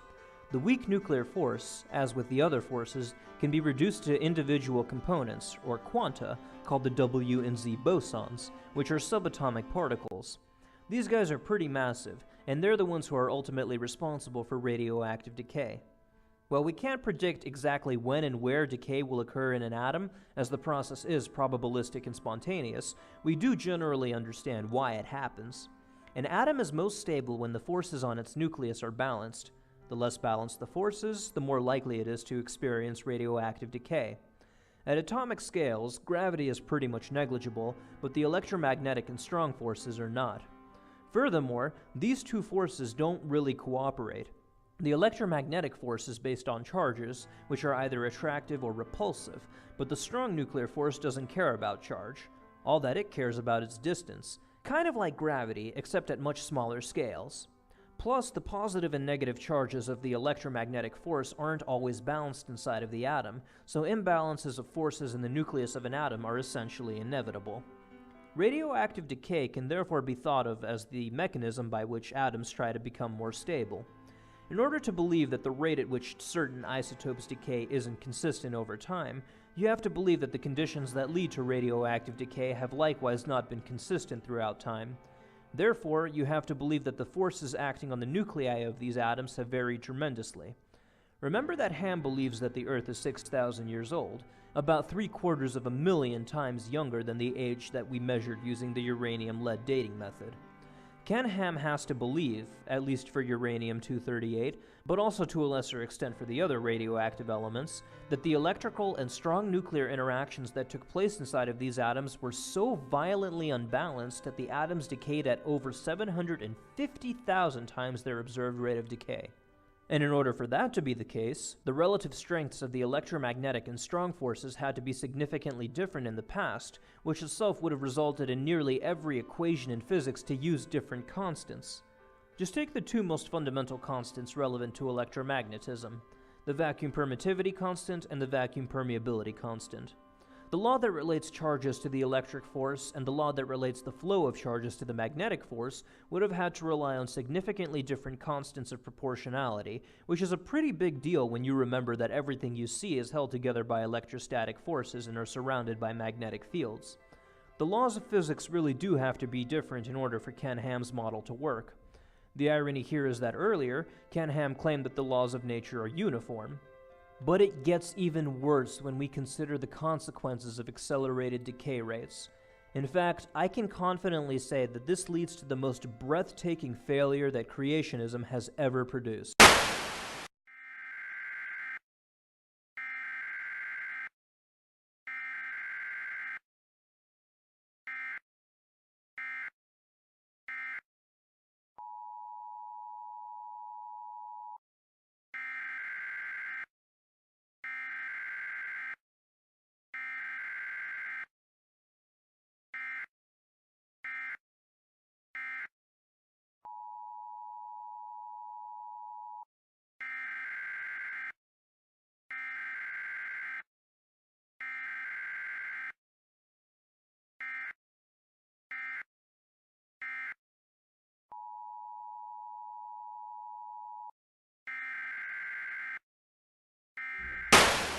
In SI units, we measure radioactivity in becquerels after the guy who co-discovered radioactivity.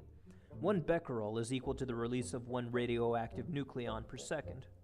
According to the physics department at the University of Idaho, a kilogram of uranium-238 releases on average about 25 becquerels, and the 5th edition of the McGraw-Hill Science and Technology Encyclopedia calculates that the Earth's crust contains 10 to the 17th kilograms of uranium-238. That means that the total amount of radioactive nucleotide output on Earth that is accounted for by uranium-238 is about 1.2 times 10 to the 18th becquerels. Now, the decay rate of an isotope is linearly related to both its age and the parent-daughter parameter. The parent-daughter parameter will vary with each individual sample, but the average decay rate will not for the reasons that I've already outlined, so the age of the Earth should correspond to the radiometric decay constant. Since Ham's model stipulates that the age of the Earth is 760,000 times less than its measured age, the decay rate for Ken Ham's model must have been an average of 760,000 times its actual decay rate, or about 9.1 million becquerels per kilogram.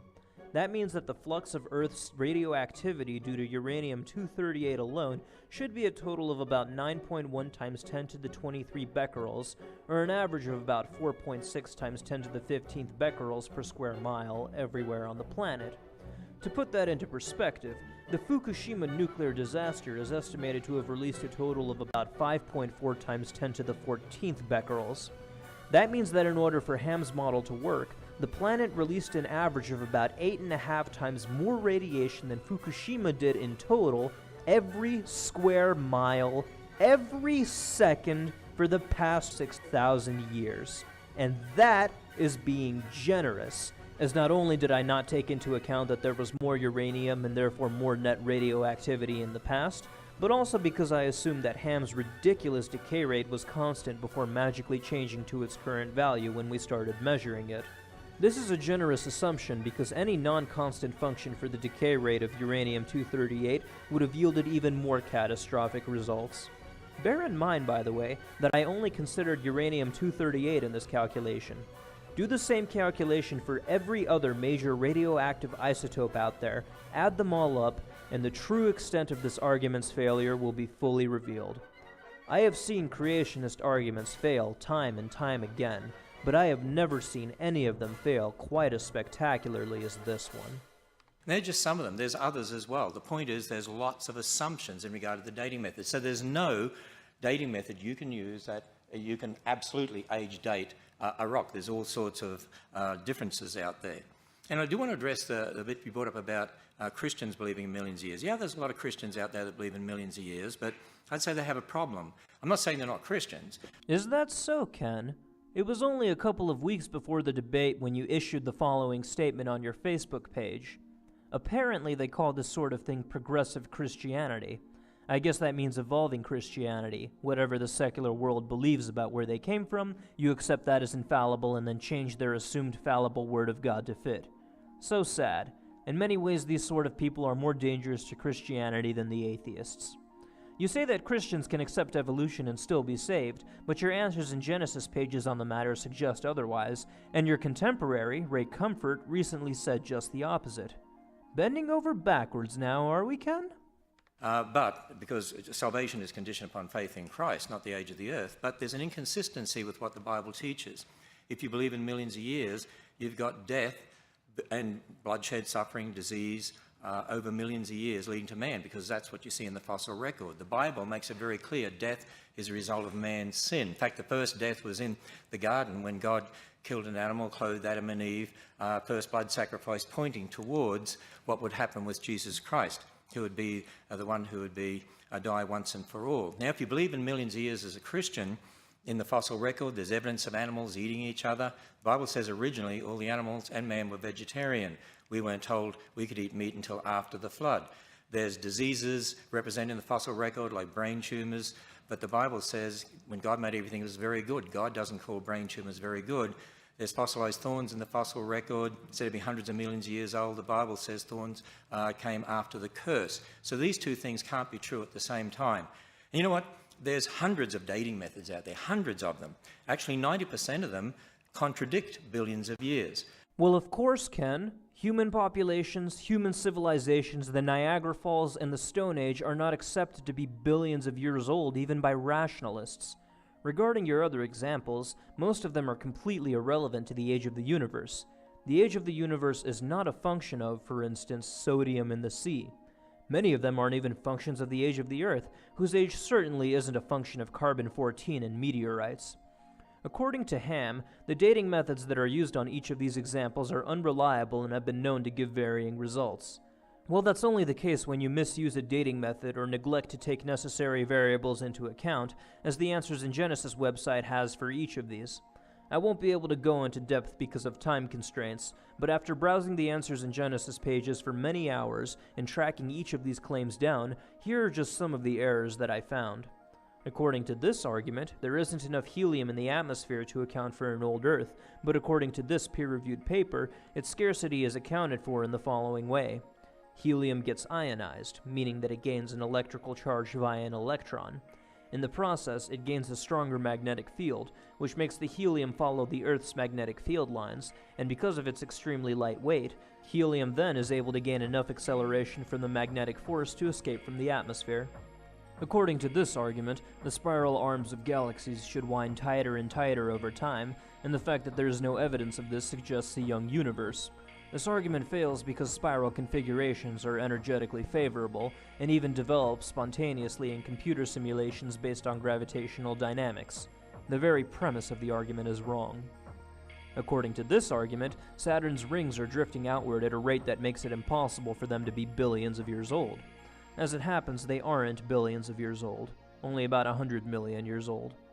The age of Saturn, however, is independent of the age of its rings, as the generally accepted model of their origin involves a small moon getting close enough to Saturn to be ripped apart by tidal forces.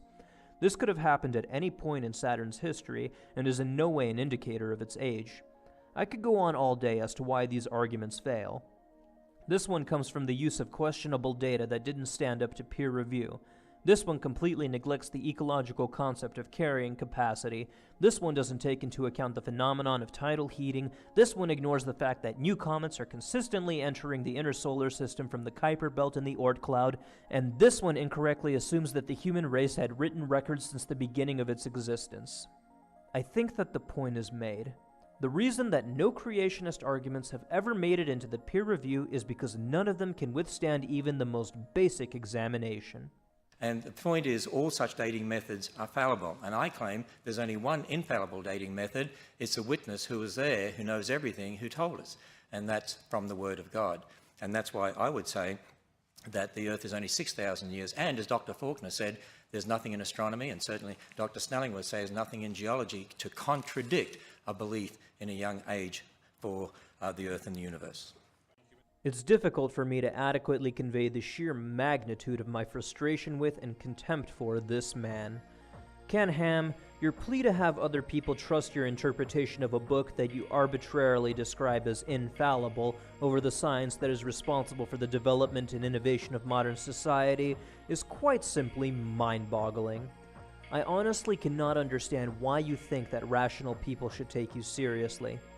Bill Nye voices a similar opinion in his 5-minute rebuttal and gets right to the core of why Ken Ham is wrong. The natural laws of the past cannot be capriciously dismissed simply because one asserts that they differ from the natural laws of the present, and resolving to believe in Ken Ham's interpretation of the Bible is not reasonable grounds for invoking such an extraordinary assumption. Very good. And Mr. Ham, would you like to offer your 5-minute counter rebuttal?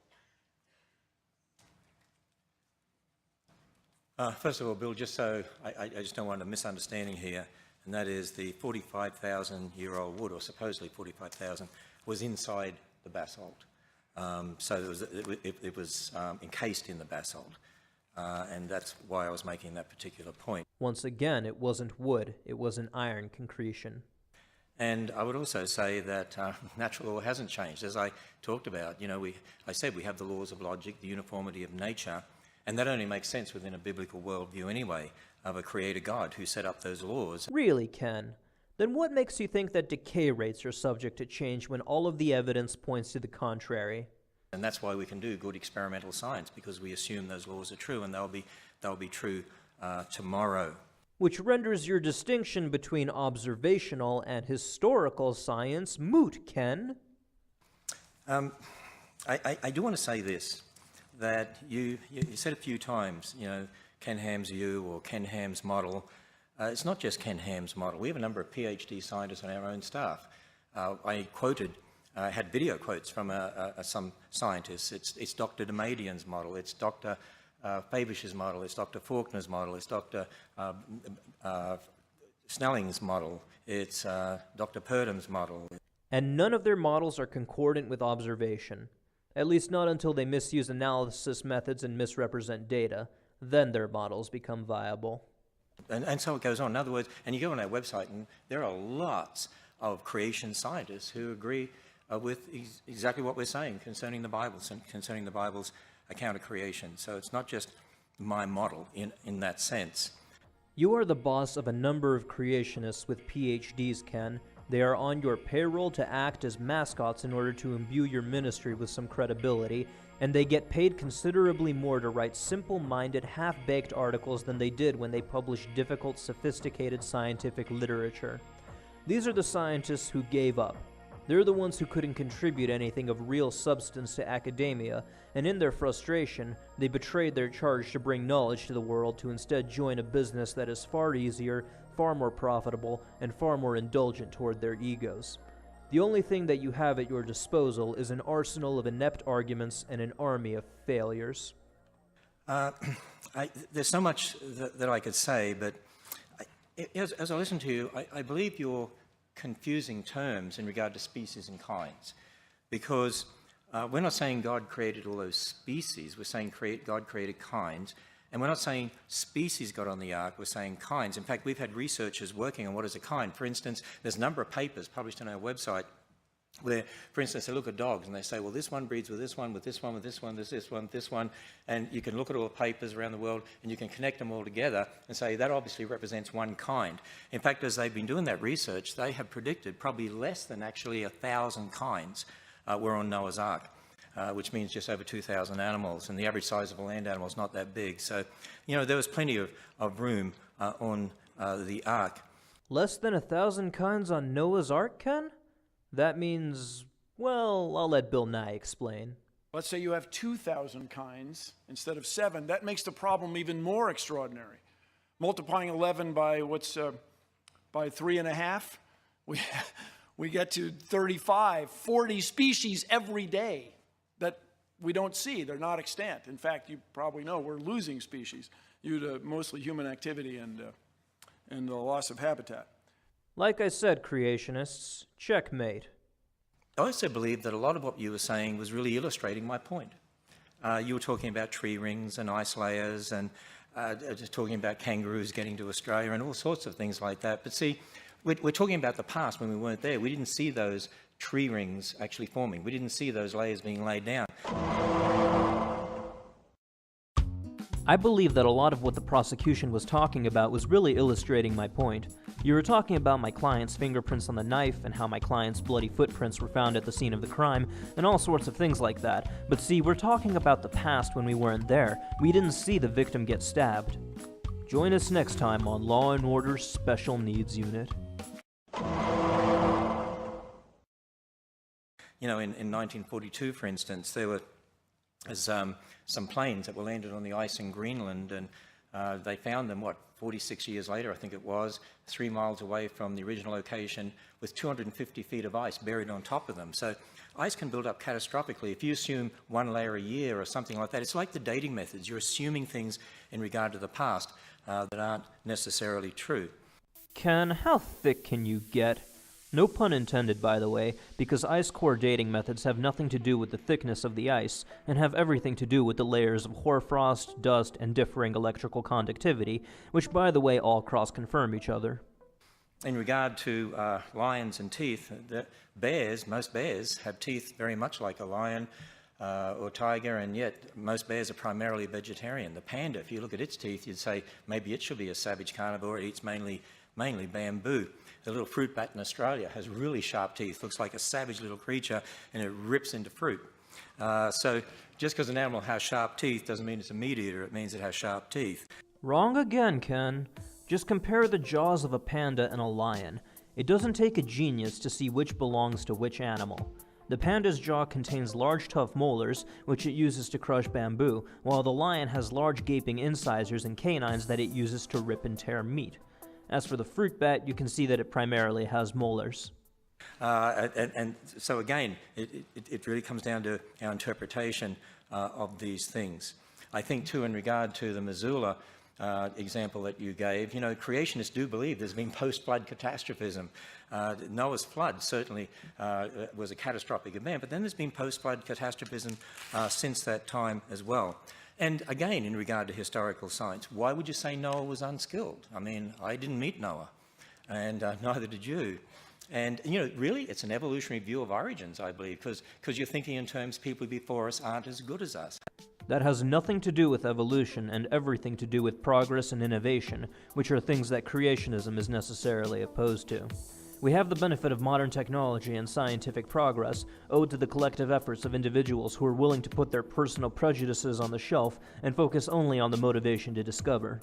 In other words, individuals unlike Ken Ham. Hey, there are civilizations that existed in the past, and we look at their technology, and we can't even understand today how they did some of the things that they did. Who says Noah couldn't build a big boat? By the way, the Chinese and the Egyptians built boats. In fact, some of our research indicates that some of the wooden boats that were built had 3 layers interlocking so they wouldn't twist like that and leak, which is why here at the Creation Museum we have an exhibit on the Ark where we've rebuilt 1% of the Ark to scale and show 3 interlocking layers like that. And one last thing concerning the speed of light, and that is, I'm sure you're aware of the horizon problem, and that is from a Big Bang perspective, even the secularists have a problem of getting light and radiation out to the universe to be able to exchange with the rest of the universe to get that even microwave background radiation. On their model, 15 billion years or so, they can only get it about halfway, and that's why they have inflation theories, which means everyone has a problem concerning the light issue. There's things people don't understand, and we have some models on our website by some of our scientists to help explain those sorts of things. You're comparing apples and oranges, Ken. The inflationary model is largely accepted not merely as a patch to the horizon problem, but because it also works to fix a number of other problems parsimoniously. By contrast, the answers in Genesis' attempts to fix the starlight problem result in monumental failures. The first proposal is that the speed of light used to be considerably faster, but proposing this forces one to believe that the aforementioned vacuum permeability and permittivity constants were likewise different in the past, as the speed of light is equal to the inverse root of their product. In order to believe that this used to be significantly different, these had to be significantly different in the past, and these equations, among countless others, would have had to be fundamentally different. As discussed earlier, this would fundamentally change the nature of magnetic and electrical interactions, rendering the universe essentially unrecognizable. That's without even going into the mass-energy equivalence relation, which would also have been considerably different and would have had tremendous consequences for fusion reactions like the ones that power our sun.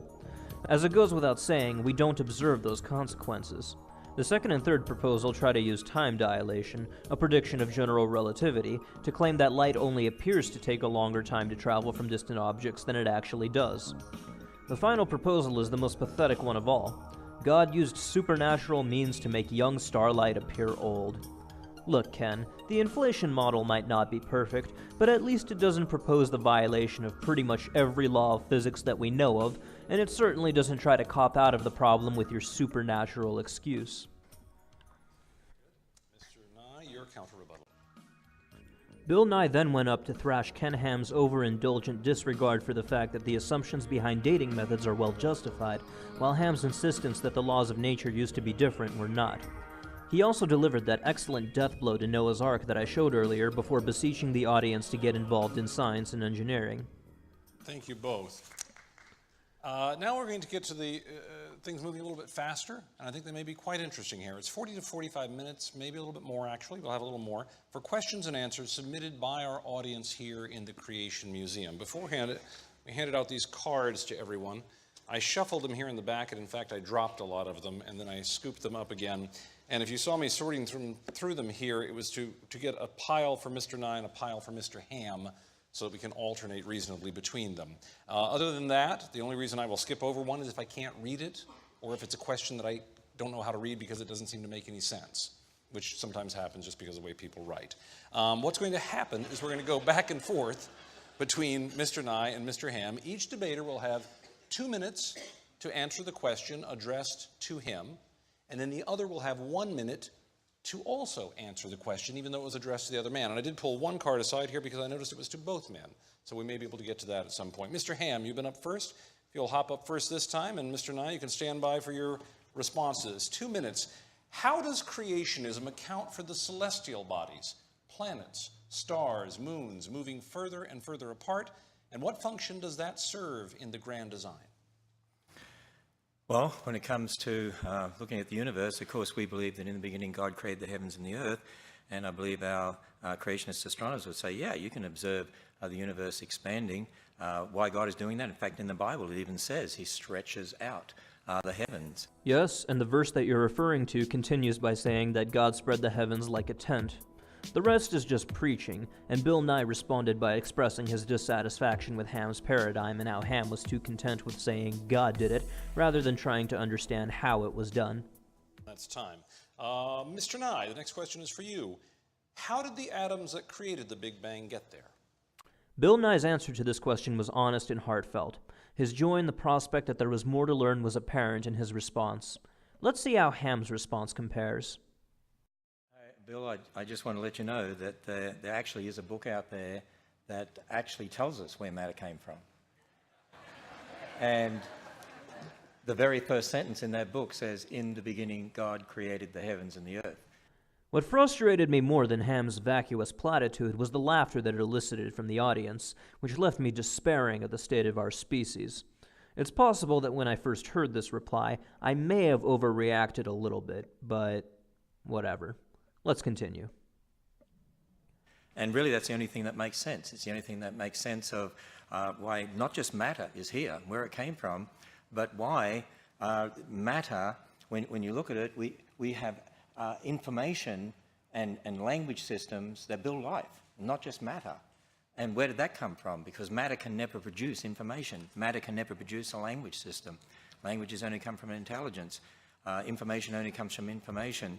I'll go more in depth as to why this argument fails in a future video, but for the time being it is sufficient to say that any arrangement, natural or designed, implies information. Information is merely how the arrangement is described. A number of misconceptions are present in this argument, but the overriding logical fallacy here is that Ken Ham is arguing from ignorance.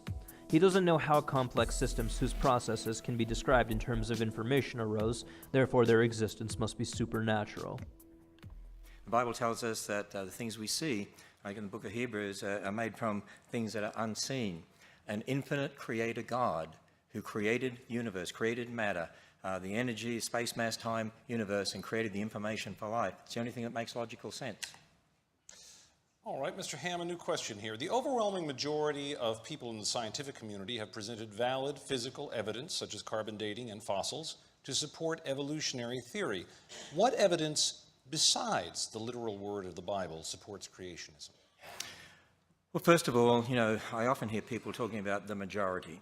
I would agree that the majority of scientists would believe in millions of years. The majority would believe in evolution, but there's a large group out there that certainly don't. But the first thing I want to say is that it's not the majority that's a judge of truth. There have been many times in the past when the majority have got it wrong. The majority of doctors in England once thought after you cut up bodies you could go and deliver babies, and wonder why the death rate was high in hospitals till they found out about diseases caused by bacteria and so on. The majority once thought the appendix was a leftover organ from our evolutionary ancestry, so when it's okay, rip it out. When it's disease, rip it out, rip it out anyway. But these days we know that it's for the immune system, and it's very, very important. So, first it's important to understand that just because the majority believes something doesn't mean that it's true. Aside from the fact that Ken Ham grossly overstated the importance of the appendix, his statement that the majority isn't always correct seems to be the only thing that he has going for him. But as a wise man once said, the fact that some geniuses were laughed at does not imply that all who were laughed at are geniuses. They laughed at Columbus, they laughed at Fulton, they laughed at the Wright brothers, but they also laughed at Bozo the Clown. Ken Ham, you and your contemporaries are not Columbus or Fulton or the Wright brothers. You are clowns. And then, I'm sorry, I missed the last part of the question there. What was the... Make sure I have the right question here.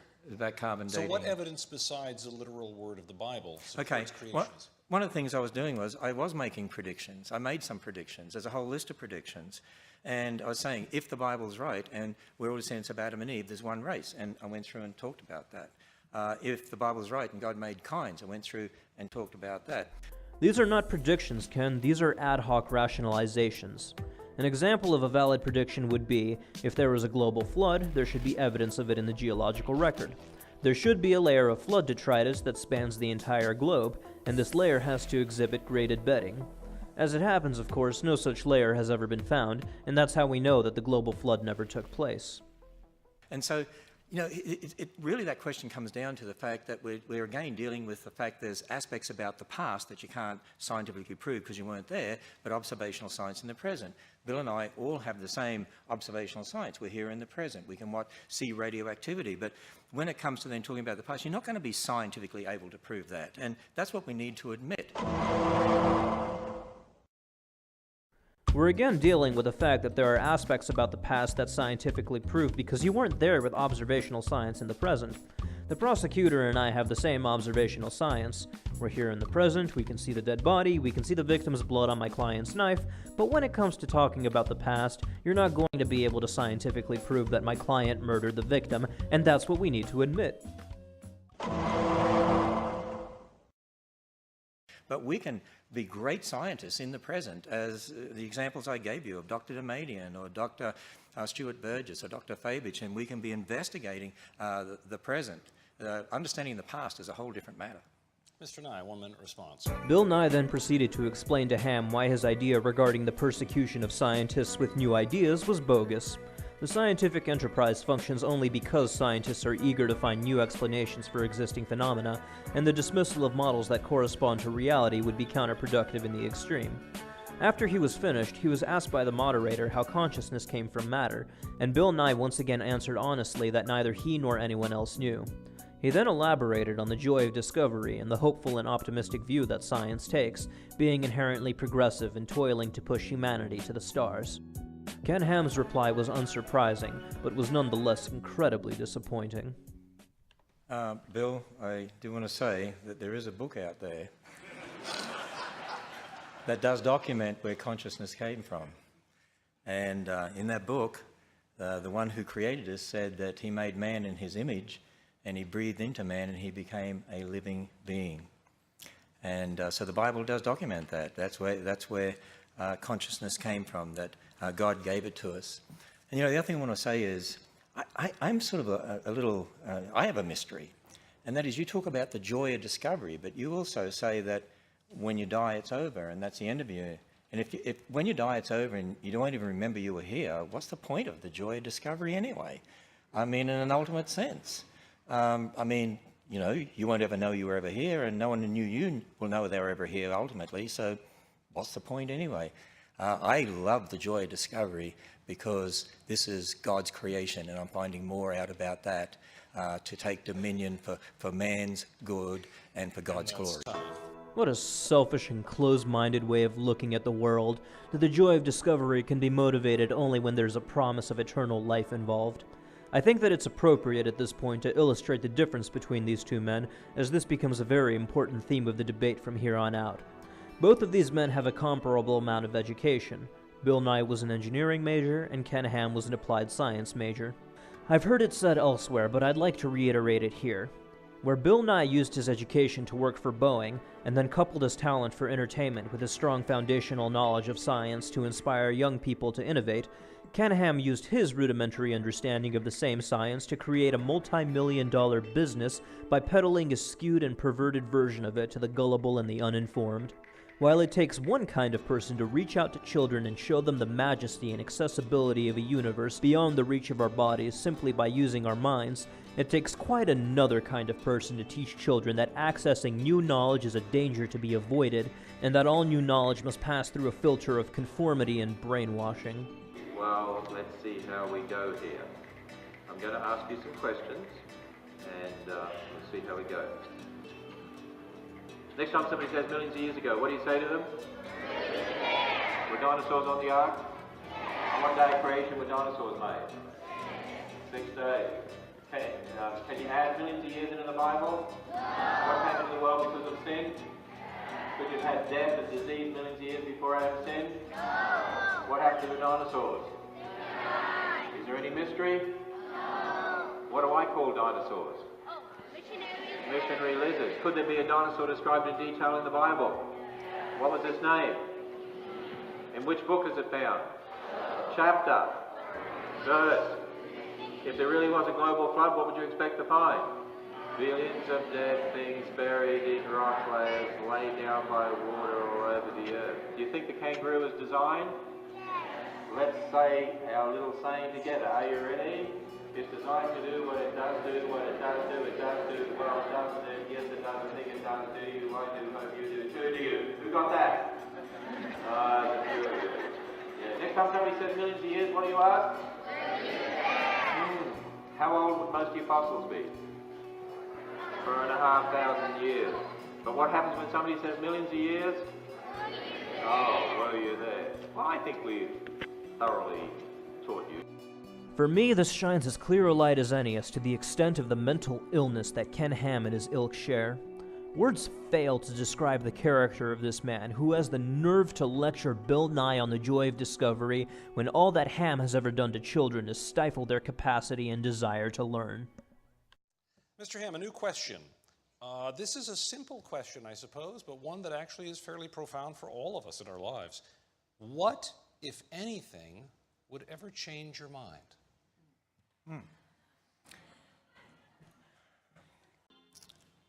That blank stare is, for me, the most telling part of this debate. This moment outlines what is perhaps the most striking difference between Ken Ham and Bill Nye. It would be redundant for me to say anything else on the matter, as their responses speak for themselves. Well, the answer to that question is, I'm a Christian. And as a Christian, I can't prove it to you, but God has definitely shown me very clearly through his word and shown himself in the person of Jesus Christ. The Bible is the word of God. I admit that that's where I start from. I can challenge people that you can go and test that. You can make predictions based on that. You can check the prophecies in the Bible. You can check the statements in Genesis. You can check that. And I did a little bit of that tonight. And I can't ultimately prove that to you. All I can do is to say to someone, look, if the Bible really is what it claims to be, if it really is the Word of God and that's what it claims, then check it out. And the Bible says if you come to God believing that he is, he'll reveal himself to you. And you will know. As Christians, we can say we know. And so as far as the Word of God is concerned, no. No one's ever going to convince me that the Word of God is not true. But I do want to make a distinction here, and for Bill's sake, we build models based upon the Bible, and those models are always subject to change. The fact of Noah's flood is not subject to change. The model of how the flood occurred is subject to change because we observe in the current world, and we're able to come up with maybe different ways this could have happened or that could have happened, and that's part of that scientific discovery. That's part of what it's all about. So the bottom line is that as a Christian, I have a foundation, but as a Christian, I would ask Bill the question, what would change your mind? I mean, you said even if you came to faith, you'd never give up believing in billions of years. I think I quoted you correctly. You said something like that recently. So that would be also my question to Bill. Time. Mr. Nye? We would just need one piece of evidence. We would need the fossil that swam from one layer to another. We would need evidence that the universe is not expanding. We would need evidence that the stars appear to be far away, but they're not. We would need evidence that rock layers can somehow form in just 4,000 years instead of the extraordinary amount. We would need evidence that somehow you can reset atomic clocks and keep neutrons from becoming protons. You bring on any of those things, and you would change me immediately. The question I have for you, though, fundamentally, and for everybody watching, Mr. Ham, what can you prove? What you have done tonight is spent all the time coming up with explanations about the past. What can you really predict? What can you really prove in a conventional scientific or in a conventional, I have an idea that makes a prediction and it comes out the way I see it? This is very troubling to me. What would change your minds? Bill Nye? Evidence. Ken Ham? Nothing. Creationism isn't science, and nothing makes that more clear than Ken Ham's response. Mr. Nye, a new question. Bill Nye at this point was asked what evidence other than radiometric dating would convince him of the age of the Earth. He briefly mentioned depositional rates, but ultimately the question is trivial because radiometric dating by itself is pretty compelling. It's like asking what you would use to measure your height other than rulers, yardsticks, and meter sticks. It's superfluous. And that is time. Mr. Ham, your response. By the way, just want people to understand too, in regard to the age of the Earth being about 4.5 billion years, no Earth rock was dated to get that date. They dated meteorites, and because they assumed meteorites were same age as the Earth, left over from the formation of the solar system, that's where that comes from. People think they dated rocks on the Earth to get the 4.5 billion years. That's just not true. Actually, the uranium dated in the meteorites establishes only an upper limit to the age of the Earth. This makes sense since the leading model in the origin of the solar system posits that these structures formed via accretion. A lower limit can, however, be given by zircon crystals from the Jack Hills of Western Australia, which dated to be about 4.4 billion years old. And the other point that I was making, and I just put this slide back up because I happen to just have it here, and that is, I said at the end of my first rebuttal time that there are hundreds of physical processes that set limits on the age of the Earth. Here's the point. Every dating method involves a change with time, and there are hundreds of them. And if you assume what was there to start with, and you assume something about the rate, and you know about the rate, you make lots of those assumptions. Every dating method has those assumptions. Most of the dating methods, 90% of them, contradict the billions of years. There's no absolute age dating method from scientific method because you can't prove scientifically young or old. I've already explained why Ham is wrong about this, but I'd like to add one more thing. When he said that there is no absolute age-dating method, he was right. We cannot be absolutely certain about anything in science, but we can have enough confidence in our results to accept them. The meter, for example, is currently defined by the length of the path traveled by light during this time interval. Here's the problem, though. Our definition of a meter has an uncertainty of 10 millionths of a millimeter. That means that even in a perfect vacuum, where nothing can interfere with your measurements, if you try to measure 10 billion meters, you're going to be off by 1 meter. For the purposes of functionality, this is a perfectly acceptable margin of error, but when you're talking about absolutes, that implies epistemological certainty, and no physical measurements of anything, be it length, time, or whatever, meets that standard. If you reject radiometric dating on the grounds that it isn't absolute, then I have bad news for you. Nothing in science is absolute. Everything is tentative and subject to revision and correction, and everything is susceptible to a certain degree of error. The biggest difference at the most fundamental level between the scientific model and the creationist model is the degree of error. It's a little wrong to say that a tomato is a vegetable, but it's very wrong to say that a tomato is a suspension bridge. Ken Ham's beliefs are akin to saying that a tomato is a spiral galaxy. And here is a new question. It starts with you, Mr. Ham. Can you reconcile the change in the rate continents are now drifting versus how quickly they must have traveled at creation 6,000 years ago? The rate, sorry, I missed that word. Can you reconcile the speed at which continents are now drifting today to the rate they would have had to have traveled 6,000 years ago to reach where we are now? I think that's the question. Okay, I think I understand the question. Actually, this again illustrates exactly what I'm talking about in regard to historical science and observational science. We can look at continents today, and we have scientists who've written papers about this on our website. I'm definitely not an expert in this area, I don't claim to be, but there are scientists, even Dr. Andrew Snelling, our PhD geologist. Could you please stop name-dropping and just answer the question already? Has done a lot of research here too as well, and there are others out there into plate tectonics and continental drift. And certainly we can see movements of plates today. And if you look at those movements, and if you assume the way it's moving today, the rate it's moving, that it's always been that way in the past, see, that's an assumption. That's the problem when it comes to understanding these things. You can observe movement, but then to assume that it's always been like that in the past, that's historical science. And in fact, we would believe basically in catastrophic plate tectonics, that as a result of the flood, at the time of the flood, there was catastrophic breakup of the Earth's surface. And what we're seeing now is sort of, if you like, a remnant of that movement. And so we do not deny the movement, we do not deny the plates. What we would deny is that you can use what you see today as a basis for just extrapolating into the past.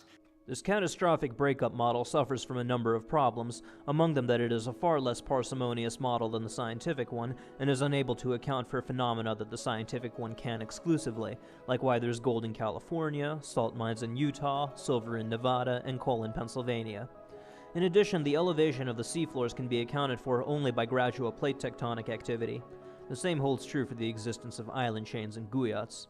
It's the same with the flood. You can say, well, layers today only get laid down slowly in places, but if there was a global flood, that would have changed all of that.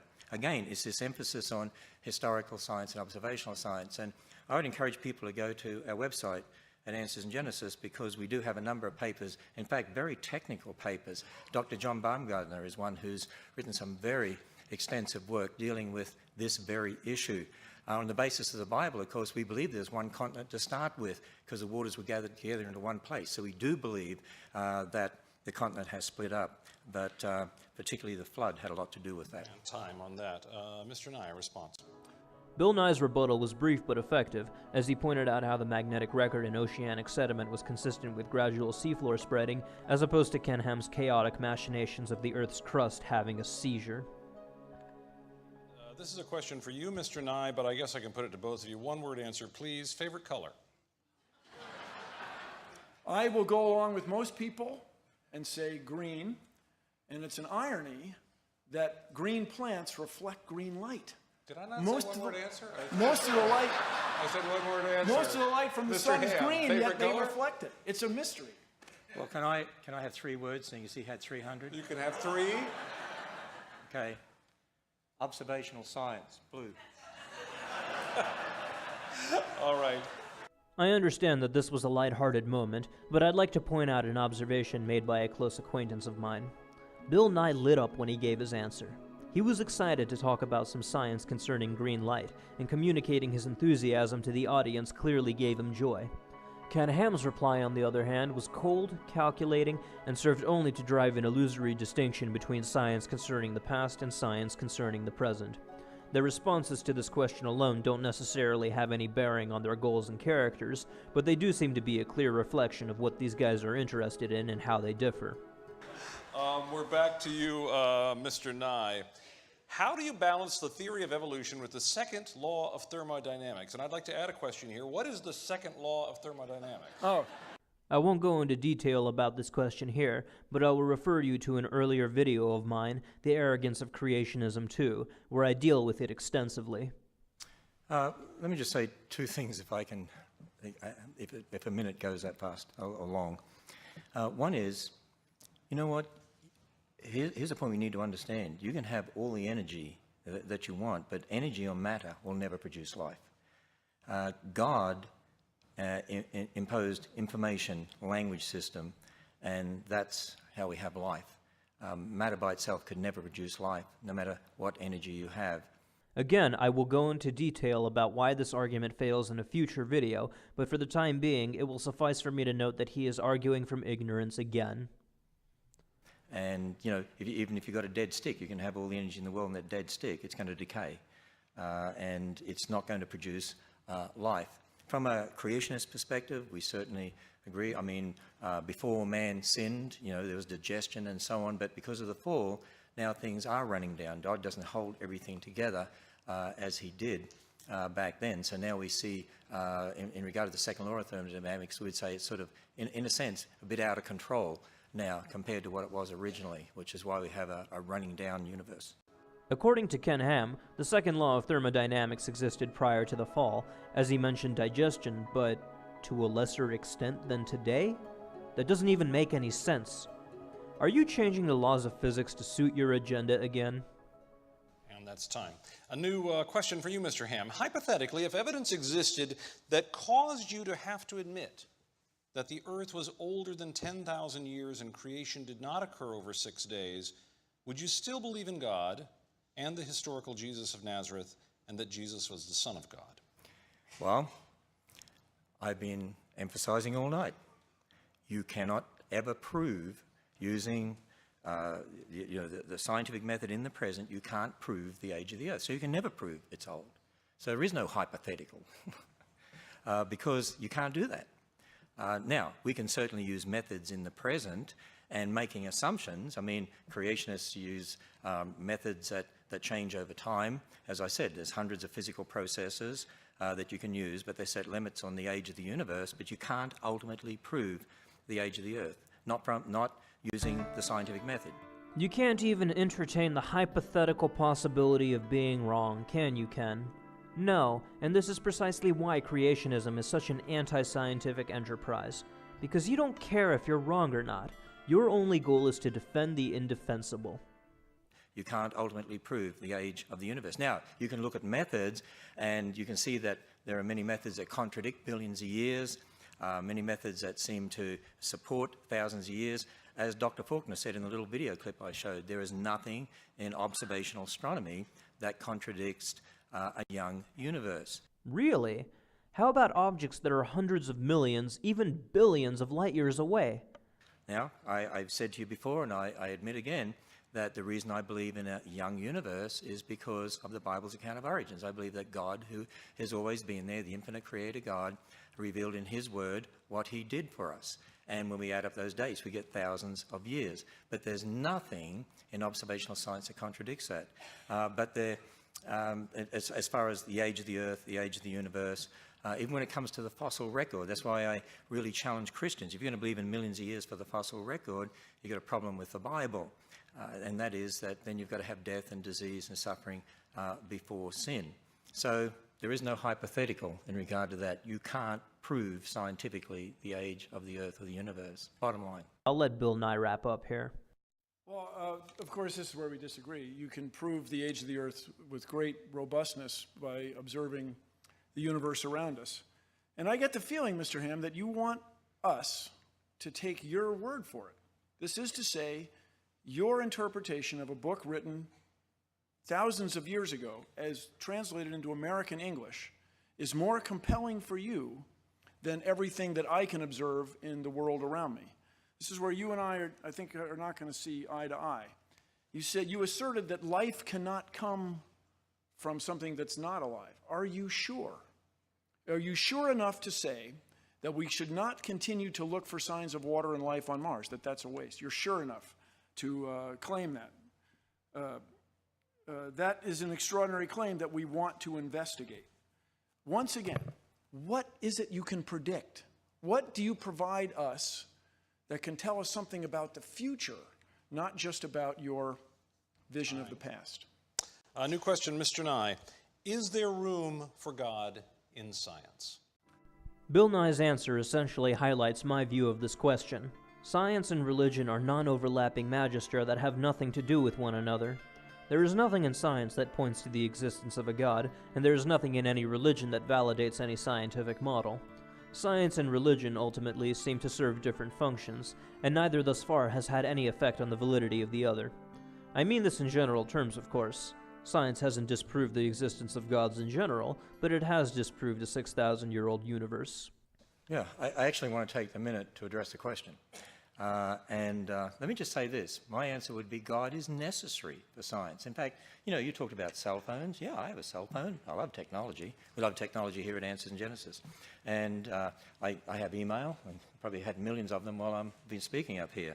And satellites and what you said about, the information we get, I agree with all that. See, they're the things that can be done in the present.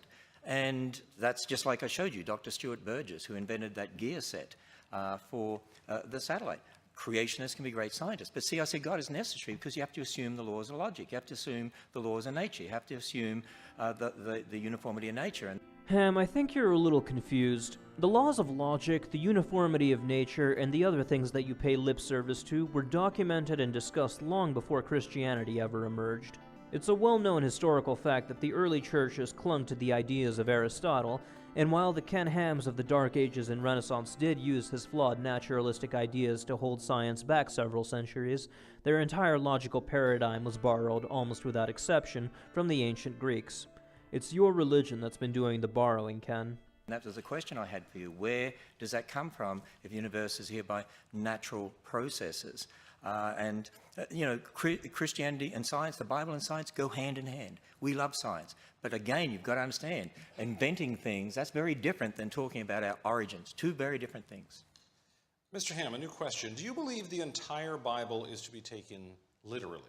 For example, should people who touch pig's skin, I think it says here, be stoned? Can men marry multiple women? Do I believe the entire Bible should be taken literally? Well, remember in my opening address, I said we have to define our terms. So when people ask that question, say literally, I have to know what that person meant by literally. Now, I would say this. If you say naturally, and that's what you mean by literally, I would say, yes, I take the Bible naturally. What do I mean by that? Well, if it's history, as Genesis is, it's written as typical historical narrative, you take it as history. If it's poetry, as we find in the Psalms, then you take it as poetry. It doesn't mean it doesn't teach truth, but it's not a cosmological account in the sense that Genesis is. There's prophecy in the Bible, and there's literature in the Bible, concerning future events and so on. So if you take it as written, naturally, according to the type of literature, and you let it speak to you in that way, that's how I take the Bible. How about the Book of Leviticus, Ken? Or as it's sometimes called, the Book of the Priests. You know, the one that says rabbits eat their own cud, or that one can cure leprosy simply by sprinkling bird bloods on oneself. The one that negates your use of the word kind by saying that there are different kinds of ravens, which renders the definition of kind as species rather than families. The one that says that people with pimples, boils, or burns have to live away from their communities. I'm pretty sure that this isn't poetry, Ken, and you'd really have to be insane to take it literally in this day and age. It's God's revelation to man. He used different people. The Bible says that all Scripture is inspired by God, so God moved people by His Spirit to write His words. Really, Ken? How do you know that? Were you there? And also there's a lot of misunderstanding in regard to Scripture and in regard to the Israelites. I mean, we have laws in our civil government here in America that the government sets. Well, there were certain laws for Israel. And, you know, some people take all that out of context and then they try to impose it on us today as Christians and say, you should be obeying those laws. It's a misunderstanding of the Old Testament. It's a misunderstanding of the New Testament. And, you know, again, it's important to take the Bible as a whole, interpreting Scripture as Scripture. If it really is the Word of God, then there's not going to be any contradiction, which there's not. And by the way, when men were married to multiple women, there were lots of problems. And the Bible condemns that for what it is, and the Bible is very clear. You know, the Bible is a real book. There were people who did things that were not in accord with Scripture, and it records this for us. It helps you understand it's a real book. But marriage was one man for one woman. Is that so, Ken? The 21st chapter of Exodus seems to disagree. You remember Exodus, don't you, Ken? The book containing one of the versions of the Ten Commandments that you and your fellow fundamentalists are so keen on plastering all over our courthouses. Jesus reiterated that in Matthew 19, as I had in my talk. And so those that did marry multiple women were wrong. I'll let Bill Nye take this one as well. So it sounds to me, just listening to you over the last 2 minutes, that there's certain parts of this document of the Bible that you embrace literally and other parts you consider poetry. So it sounds to me in those last 2 minutes like you're going to take what you like, interpret literally, and other passages you're going to interpret as poetic or descriptions of human events. All that aside, I'll just say scientifically, or as a reasonable man, it doesn't seem possible that all these things that contradict your literal interpretation of those first few passages, all those things that contradict that, I find unsettling when you want me to embrace the rest of it as literal. Now, as I say, I'm not a theologian, but we started this debate, is the Ken Ham's creation model viable? Does it hold water? Can it fly? Does it describe anything? And I'm still looking for an answer. And time on that. Mr. Nye, here's a new question. I believe this was miswritten here because they've repeated a word, but I think I know what they were trying to ask. Have you ever believed that evolution was accomplished through way of a higher power? I think that's what they're trying to ask here. This is the intelligent design question, I think. If so, why or why not? Why could not the evolutionary process be accomplished in this way? Bill Nye goes on to reiterate that science and religion are essentially non-overlapping magistra, while also explaining that the apparent design that the religious observe in nature can be explained more parsimoniously with scientific models. What Bill Nye needs to do for me is to show me an example of something, some new function that arose that was not previously possible from the genetic information that was there. If by information you mean genes, then the previously noted E. coli experiment is an excellent example. Another one is the acquired ability of Flavobacterium to digest nylon. And I would claim and challenge you that there is no such example that you can give. That's why I brought up the example in my presentation of Walensky's experiments in regard to E. coli, and there were some that seemed to develop the ability to exist on citrate. But as Dr. Fabich said, from looking at his research, he's found that that information was already there. It's just a gene that switched on and off. And I repeat, that is a lie. Read the original paper.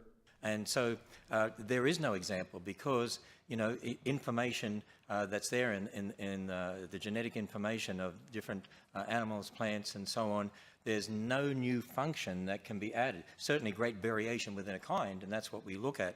But you'd have to show an example of brand new function that never previously was possible. There is no such example that you can give anywhere in the world. Fresh question here. Mr. Ham, name one institution, business, or organization other than a church, amusement park, or the Creation Museum that is using any aspect of creationism to produce its product. Any scientist out there, Christian or non-Christian, that is involved in inventing things, involved in a scientific method, is using creation. Oh, you equivocating, prevaricating bastard. By creationism, what's being referred to is the periodic, spontaneous creation of everything over 6 days and all of the accompanying drivel. Ham spun this question deliberately because he knows that creationism cannot produce any predictions that allow anyone to gain any capital. They are, because they're borrowing from a Christian worldview. They're using the laws of logic. I keep emphasizing that. I want Bill to tell me, in a view of the universe, it's a result of natural processes, explain where the laws of logic came from. Why should we trust the laws of nature? I mean, are they going to be the same tomorrow as they were yesterday? And Wow, Ken. Just wow. Hey Ham, are the decay rates of radioactive isotopes going to be the same as they were yesterday? Hey Ham, is the speed of light going to be the same as it was yesterday? Hey Ham, could you be any more self-contradictory? in fact, some of the greatest scientists that ever lived, Isaac Newton, James Clerk Maxwell, Michael Faraday, were creationists. And as one of them said, you know, he's thinking God's thoughts after him. Oh, so you mean to tell me that Newton, who died a century before Darwin was even born, was a creationist? Look, Ken, arguments from authority really aren't impressive, as the people here mentioning were physicists and not biologists. But even then, the fact that Newton was a brilliant man does not vindicate any of his beliefs concerning astrology and alchemy. And that's really, modern science really came out of that thinking, that we can do experiments today and we can do the same tomorrow. We can trust the laws of logic. We can trust the laws of nature. And if we don't teach our children correctly about this, they're not going to be innovative. And they're not going to be able to come up with inventions to advance in our culture. And so I think the person was trying to get out that, see, you know, there are lots of secularists out there doing work and they don't believe in creation and they come up with great inventions. Yeah, but my point is they are borrowing from the Christian worldview to do so.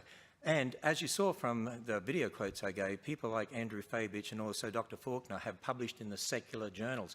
There's lots of creationists out there who publish. People might know that they're creationists because the topic doesn't specifically pertain to creation versus evolution, but there's lots of them out there. In fact, go to our website, there's a whole list there of scientists who are creationists, who are out there doing great work in this world and helping to advance technology. Mr. Nye. Bill Nye repeats his discontent with Ham's model's inability to predict, and briefly touches on the ethical ramifications of believing that those who don't subscribe to such a narrow and unusual range of ideas as Ham does are misguided and evil. Mr. Nye, since evolution teaches that man is evolving and growing smarter over time, how can you explain the numerous evidences of man's high intelligence in the past? Nye corrects the misconception that evolutionary theory demands that organisms get better in any subjective sense of the word. Fitness refers to an organism's capacity to live in a certain environment, and intellect is not necessarily a factor in every environment. Hence, natural selection, which filters out organisms with insufficient fitness, does not necessarily wipe out the weak and the stupid. Only those who are unable to adapt. Mr. Ham, a response? I remember at university, one of my professors was very excited to give us some evidence for evolution. He said, look at this, here's an example. These fish have evolved the ability not to see. And he was going to give an example of blind cave fish. And he said, see, in this cave, they're evolving because now the ones that are living there, their ancestors had eyes, and now these ones are blind. And I remember talking to my professor, but wait a minute, now they can't do something that they could do before. They might have an advantage in this sense, in a situation that's dark like that. Those with eyes might have got diseases and died out. Those that had mutations for no eyes are the ones that survived. It's not survival of the fittest, it's survival of those who survive. It's not enough to say that I facepalmed at this point. The frustration that I felt when I heard this cannot be described by words alone, and I wonder even now if NASA detected a resounding slap across the world as people struck their heads out of exasperation. Did you not listen to a word that Bill Nye just said? No matter. The survival of those who survive? I hope you realize that tautologies are tautological. I mean, come on, Ham. That was some Jaden Smith level BS right there.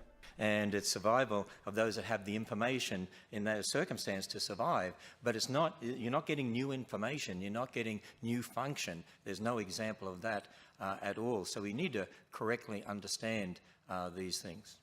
All right. We're down to our final question here, which I'll give to both of you. And in the interest of fairness here, because it is a question to both of you, let's give each man 2 minutes on this if we can, please. And also in the interest of you having started first, Mr. Ham, I will have you start first here. You have the first word, Mr. Nye will have the last word. The question is, what is the one thing, more than anything else, upon which you base your belief?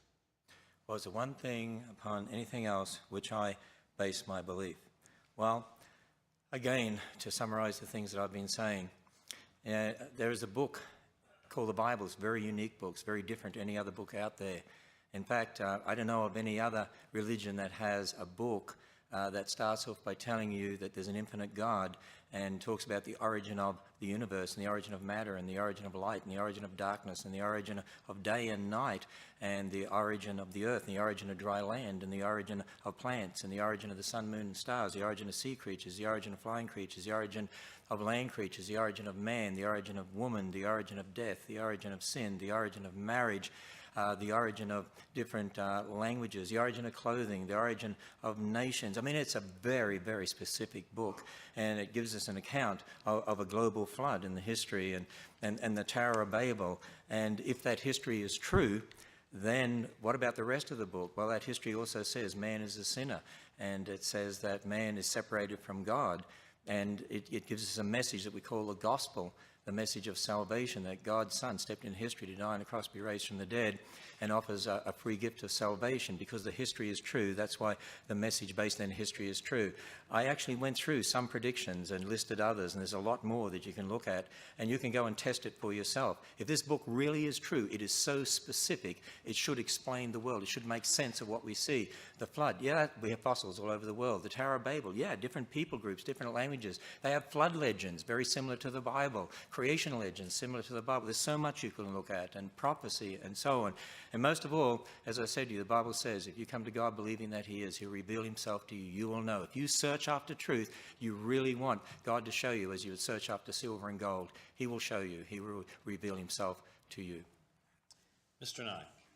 Would you repeat the question? The question is, what is the one thing more than anything else upon which you base your belief? As my old professor Carl Sagan said so often, when you're in love, you want to tell the world. And I base my beliefs on the information and the process that we call science. It fills me with joy to make discoveries every day of things I had never seen before. It fills me to joy to know that we can pursue these answers. It is a wonderful and astonishing thing to me that you and I are somehow at least one of the ways that the universe knows itself. You and I are a product of the universe. It's astonishing. I admit, I see your faces, that we have come to be because of the universe's existence. And we are driven to pursue that, to find out where we came from. And the second question we all want to know, are we alone? Are we alone in the universe? And these questions are deep within us, and they drive us. So the process of science, the way we know nature, is the most compelling thing to me. And I just want to close by reminding everybody what's at stake here. If we abandon all that we've learned, our ancestors, what they've learned about nature and our place in it, if we abandon the process by which we know it, if we eschew, if we let go of everything that people have learned before us, if we stop driving forward, stop looking for the next answer to the next question, we in the United States will be outcompeted by other countries, other economies. Now, that would be okay, I guess, but I was born here. I'm a patriot. And so we have to embrace science education. To the voters and taxpayers that are watching, please keep that in mind. We have to keep science education in science classes. So there you have it. Ken Ham bases his beliefs on the Bible, and Bill Nye bases his beliefs on evidence. The controversy between creationism and evolution in a nutshell. I'll leave you with some final words by the immortal Richard Feynman, words that Ken Ham and others like him need to seriously take heed of. Saying that you don't understand it, meaning, I don't believe it, it's too crazy, it's the kind of thing I'm not going to accept it.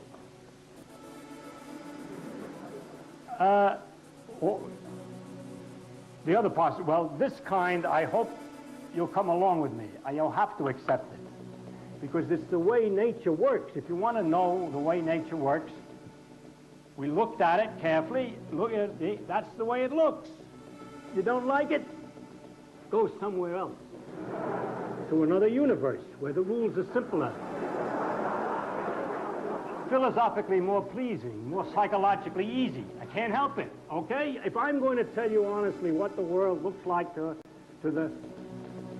human beings who have struggled as hard as they can to understand it, I can only tell you what it looks like, and I cannot make it any simpler. I'm not going to do this. I'm not going to simplify it. I'm not going to fake it. I'm not going to tell you something like a ball bearing on a spring. It isn't. So I'm going to tell you what it really is like, and if you don't like it, that's too bad, okay? Thanks for watching. Be sure to like, comment, share, and subscribe.